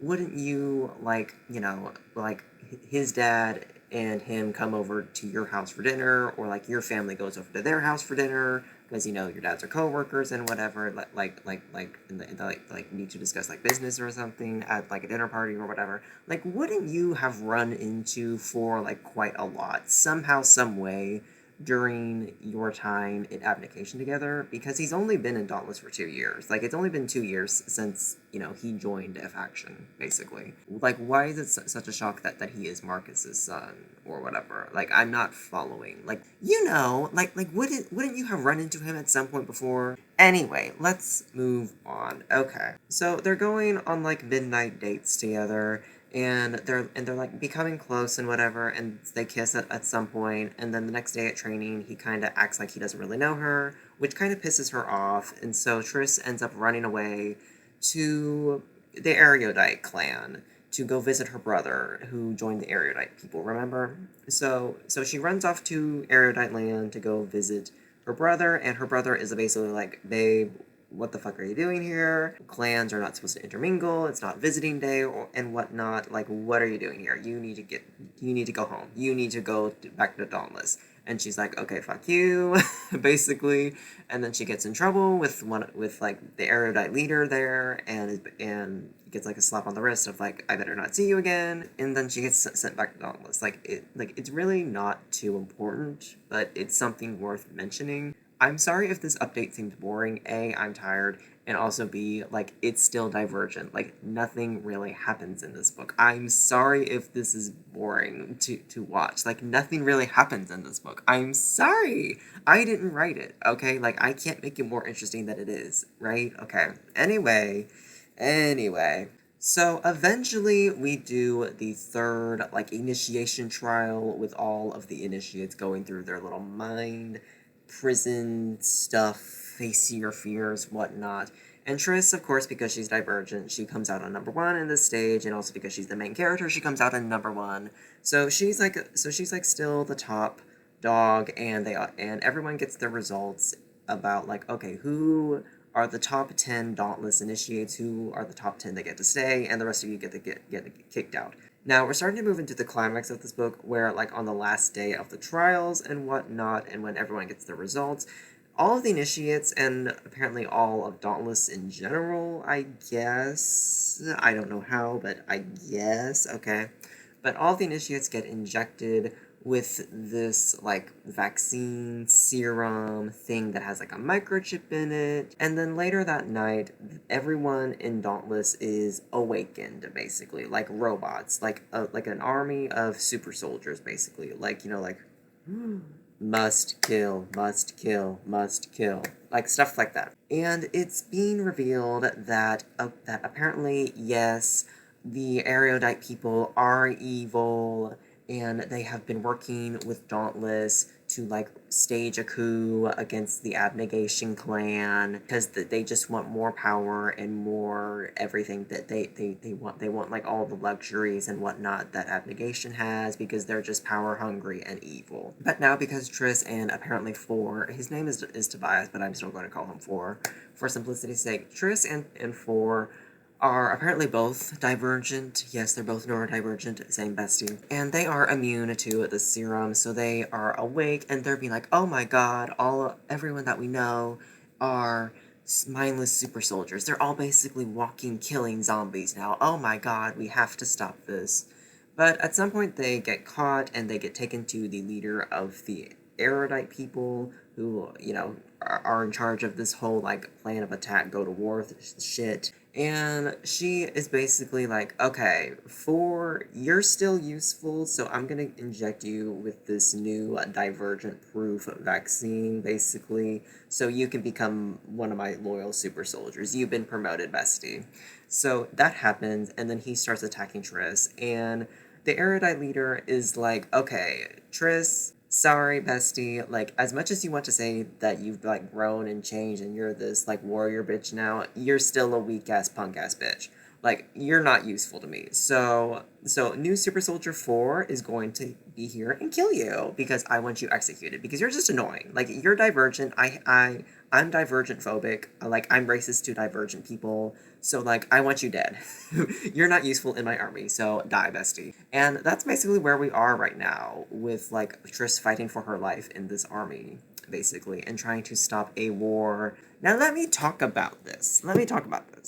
Because this book has gone in a different direction than I thought it would, okay? But not in an unsurprising direction. I thought this whole time, this whole, like, underling thing of, like, ooh, the abnegation or control the government, the abnegation hoard the wealth, the abnegation do this, this, and this. The other factions are getting restless, they want more power, they want more of this, blah, blah, blah, blah, blah. They want what abnegation has. I thought it was going to be a situation of, you know, Triss realizing that she grew up in a cult, she grew up, you know, in the evil faction, the power-hungry faction, and all the other factions are just now starting to rise up and stand up for themselves and fight for their rights. No, apparently we are following the exact same mindset that Triss has had this entire fucking book, where it's like, ooh, no, abnegation are the selfless people. They are the good people. They deserve to be in the government because they are the selfless people. And everyone else that is not happy with it are evil. And they just want to control and brainwash people and blah, blah, blah, blah, blah. Apparently that's what we're doing, which I find very, very boring for a lot of reasons. A, I think it's stupid. I do. I really think it's stupid that we're going that way. But also, B, I think it would be a lot more interesting to, have Triss's thoughts and beliefs challenged instead of just like having her be proven right that yes, all of the media and everything from the erudite people, they were all just being mean and like spreading lies about her father and her family and the council and abnegation in general. And yes, it turns out that erudite is evil like we thought it would be this whole time. We are taking the boring route. The boring route of just, yes, the status quo is great as it is. Anyone that wants to change it is fucking evil, blah, blah, blah, blah, blah. It's very J.K. Rowling.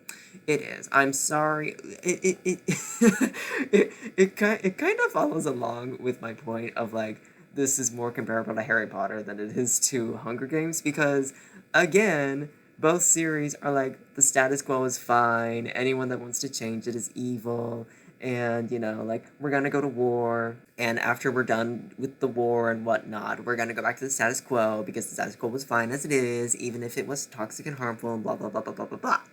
Whatever, bestie. I guess that's what we're doing. I can't even get mad at this point. Like, I've spent so much energy, like, being annoyed at this point and being bored. At this point, I'm just like, okay, sure, let's roll with it. We got 10% left. We got an hour left. Let's just roll with it at this point. Why not? Why not? Oh my god, Lord, help me, this fucking book. Why did this become popular? Please, I want to know why this got a movie deal. I want to know why this got 3 out of its 4 movies made. I want to know why it has over 4 million ratings on Goodreads. Why? What was interesting about this book? Please tell me why. And don't just say, oh, it was a YA dystopia. YA dystopia was very popular at the time. Okay, no. Don't say that because, like, Maze Runner, for example, had like 1 million ratings on Goodreads, and his movies were not as popular. Like, like there were so many other YA dystopias during this time. Really, none of them really hit as hard in terms of popularity as Divergent did, except for obviously Hunger Games, because it's fucking Hunger Games. Everybody loves Hunger Games, so obviously Hunger Games is number one. We're excluding Hunger Games from this narrative right now. But like, aside from Hunger Games, Divergent was the most popular one out of, like, all of the fucking YA dystopia stuff from that time. And I want to know why. Why? There were so many other YA dystopias at this time. Good, bad, ugly, whatever. So, like, why is this one the second most popular one from that time period? I want to know why. Like, what is interesting about this book? Please tell me. Please write me a 10-paragraph essay in the comments about what exactly is interesting about this book, because I'm not seeing it. I'm not seeing it right now. I love how I just said that, like, I'm done expelling energy on this book, and then I'm now expelling more energy on this book. Wow. Oh, right. Also, by the way, I just have to say, this whole fucking thing about, this, like, serum that creates these zombie soldiers and whatnot, and like, everyone is going to, like, follow this new world order government and whatnot, and we're gonna shoot and kill all of the current political leaders, and but like, Triss is the only one that, like, can resist the evil serum that's being injected into people because she comes from the God-fearing, free-thinking, abnegation clan. It's giving very much like that whole conservative mindset of, like, oh my god, y'all, the government is injecting us with the vaccines. They're putting like microchips in us, and I'm not even referring to the COVID conspiracy, because obviously this came out like a decade before COVID. I'm just talking about all those other conspiracy theories about like, ooh, the vaccines cause autism, the vaccines cause this and that and this and that, and they're injecting you with, like, branding and whatever. They're putting microchips in you so that the government can track you or whatever. All those fucking conspiracy theories from, like, the 90s, 2000s, whatever. It's giving very much that of, like, ooh, we're getting injected with stuff, and so now we can be controlled. But I'm a free-thinking American woman. The only person that I fear is the Lord himself. Like, it's giving very much that. And I'm just like, I'm bored. I'm tired, I'm bored. And I don't even say that to, like, make any assumptions about Veronica Roth or anything. I don't know anything about Veronica Roth. Like, she could be the most leftist person I know. I don't know anything about her. I don't know. I'm just saying that, like, it really is giving that whole, like, conspiracy of, like, the left want to inject us with something so that they can overthrow the government, but we free thinkers gotta stand up against it, you know? It's like, shut up. Please shut up. Oh my god. I'm tired. Let's move on. Let's finish this fucking book so we can finally get it out of my life. We finally finished Divergent. 1 star. 1 star. Let's get into what happened in the last little bit. Okay. So I think last time we left off, Triss got attacked by New World Order people, and she was getting sent to her execution. Okay, so she wakes up in this, like, vault that is, like, filling with water because the people want to drown her ass. They just want to have her suffer, but also Veronica needed a way to slowly kill her to give her time to be saved. So her mother comes to save her and is like, bitch, come on, you don't need to die right now. Your father and I and your brother are all hiding in a safe house somewhere, so let's go. So they leave the facility that she was being housed in, and they run into some, like, the zombie horde soldier Dauntless army. Mama dies, and Triss is like, well, shit, now I'm alone. So she goes to find the rest of her family, and comes up with a plan of, like, okay, we need to shut this shit down. Like, I don't know about you, but I don't want to live like this for the rest of my life. Like, we need to shut this down. So we're all going to head to the Erudite headquarters where the shit is being held at. Actually, no, we're not. We're going to head to the Dauntless headquarters where the shit is being held at. Which, was something missing in editing there? Like, why was it 1 second we were heading to Erudite and then another second we were heading to Gauntless? So, anyway, so we're heading to Gauntless to shut down all of this mind control, simulation, zombie army shit.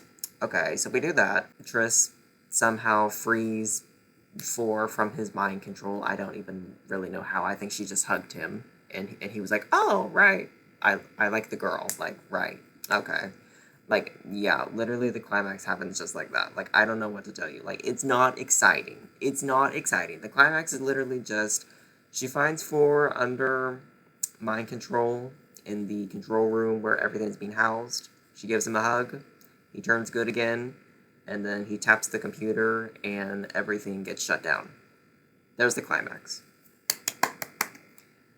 I don't know what to tell you. I don't know what to tell you. Basically, I honestly forgot what happened right after that, honestly. I've already forgot. I literally just finished this book a few hours ago. I already returned it to the library, and I already forgot what happened right after that. I'm so sorry.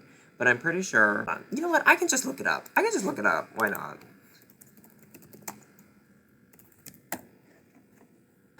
Okay, so that was a buzz, so... But, like, basically after that, like, we all celebrate saving the day. Blah, blah, blah, blah, blah, and I think we're now together in love and also factionless. That's kind of the basics of it, just here we go, like, let's go from here, basically. Like, I don't know what to tell you. What did I think of this book overall? Well, I think it's pretty clear by this point that I didn't like it. Yeah, I think that's pretty clear at this point. Like, I don't know how much more I could make it clearer that this was a 1-star book. This book is honestly just a failure in every single way except monetarily. This book is a failure in writing, plot, character arc, and world building. It's a failure on every single front. Oh my god, this is easily the worst book I've read in all of 2024. Like, don't hold me to that. We might somehow miraculously find something else that is worse than this, but I highly doubt it unless I read a Colleen Hoover book. Like, what do you want me to say? Like, what do you want me to say? This is just trash. I'm sorry. It is. Like, what else do you want me to say? Like, that is mean to say, but like, what else do you want me to say? Like, it's true. In my opinion, it's true. Like, this is complete and total shit. It's a shit show in every single way possible. Like, I can't even. The narrator was honestly perfect for this book. The narrator was honestly perfect for this book. This sounds like such a backhanded compliment. It's not. It's a genuine good compliment. Like, the narrator perfectly captured Triss's loser energy so well. Like, she really, really did. She captured Triss's loser energy so well. I also just have to ask this. Why was the team of people of like, oh, we're gonna shut this whole thing down, we're gonna be the heroes, why was that team made up of Triss, her family, and Marcus the neighbor guy? Like, why was that choice made? Why was the team of like, ooh, we're gonna shut this whole thing down, we're gonna be the heroes, why was the team not made up of at least Triss, Christina, Will, and then probably four? Like, why was that choice not made? Why were all of her friends who were with us for the majority of this ride just shoved to the sidelines and made it into mindless soldiers at the end? Whereas her family, who we really didn't see at all on page, and the one member of her family who we saw the most of on page got killed off first, mind you. But like, why was her family, who we really didn't see really at all on page, were part of the team of like, ooh, we're gonna save the world? Huh? I'm so confused. I'm so tired. I'm exhausted. I am exhausted by this shit. Like, do we understand? I'm exhausted. And again, I really don't see why this is compared to Hunger Games and called like, ooh, it's a ripoff Hunger Games. Like, why is this the book compared to Hunger Games? Because really, in my opinion, there's really nothing similar to it with Hunger Games, other than it's another YA dystopia. Like, okay, like, so what? Like, that's literally the only thing comparable to Hunger Games in this whole book, is that they share the same genre. That's it. Like, if anything, this is more comparable to Harry Potter. Because, again, the whole factions thing is basically just a bunch of glorified Hogwarts houses, and they have about the same amount of depth as the Hogwarts houses. Like, ooh, you're one of the evil bitches. You go with Slytherin. Okay, you're one of the honest bitches. You go with, I think it was Amity. I don't know. You're one of the intelligent bitches. You go with Ravenclaw and Erudite. Oh, you're one of the brave bitches. You go in Gryffindor and Gauntless. You're one of the selfless bitches. Okay, you go in Erudite. No, Augmentation? I don't fucking know. Triss's faction, where she came from. The whole thing of like, ooh, the world does not need to change. And by the end of it, we're going to go back to this social status quo, and everything's going to be great in the end, because you shouldn't upset the way that the world works. It's just so fucking bad. It really, really is. I hated it so fucking much. Just the whole, like, bullying stuff, the poor romance, the stupid-ass contest, the war at the end, everything is so bad. Triss really saying she grew as a character, but like she really doesn't. The only thing that really grew about Triss in this entire fucking thing is that at the very beginning, she was like, ooh, I could never be violent. And then at the end, she's like, bam, bam, bam, bam, bam, bam, bam. Like, everybody gotta die. And it's like, okay, so we made her more violent. Cool. Like, what else? What else? Do we have any shifts in ideology? Do we have any shifts in, who she wants to be? No, none of that. Maybe for its time, I'll be lenient. Maybe for its time, I could see it being popular. Maybe for its time, because it came out in like 2011. And like, the early 2010s was the whole, Tumblr, Wattpad, edgy school shit that what was very popular in like fan fiction spaces. This reads like a fan fiction, basically. It does. And maybe because of that, that's why this got popular. Also, we finally, at like 95%, we finally got an explanation for what exactly Divergence is. Basically, divergence it just means you're neurodivergent. It just means that like, your brain is wired just a little bit differently, so the government can't, like, control you. That's it. That's all it means. And I will say though, it's not really portrayed like that. It is portrayed in the book more so like how I mentioned earlier of like I'm a free thinking American. The government can't control me cuz I'm a free thinker. That's kind of the vibe that it actually is giving in the actual book itself. Like oh my god, like we waited like 95, 96, 97% of the way. We waited till the very end, and that was the answer. That's it. That's it. That's it. It's just your brain's just a little bit different, so the government can't control you with serums. That's it. That's it. I'm a free thinker. The vaccines don't work on me. Shut up. Shut the fuck up. Shut up. Oh my god. And that about wraps up this video, so let's do a little review of what we learned today. So, did we come out with any winners in this video? No, we got 2 flops that are lowering my average Goodreads rating for the year. Yay. While I'm not really interested in reading the next books in these series on my own, I am willing to make more videos reading the second and third books in these series, along with any side stories if I can get them for free through my library or whatever. If that is something y'all are interested in, then please let me know down in the comments, and, do all the other YouTube algorithm things to like and subscribe and all of that, just all those things. Or if you would rather see my thoughts and reactions to the movie adaptations of these books, then please also leave that down in the comments. Anyway, that's it for me. I already said to do all the YouTube algorithm things, so I think all that's left to say is I'll talk to you next time. Bye.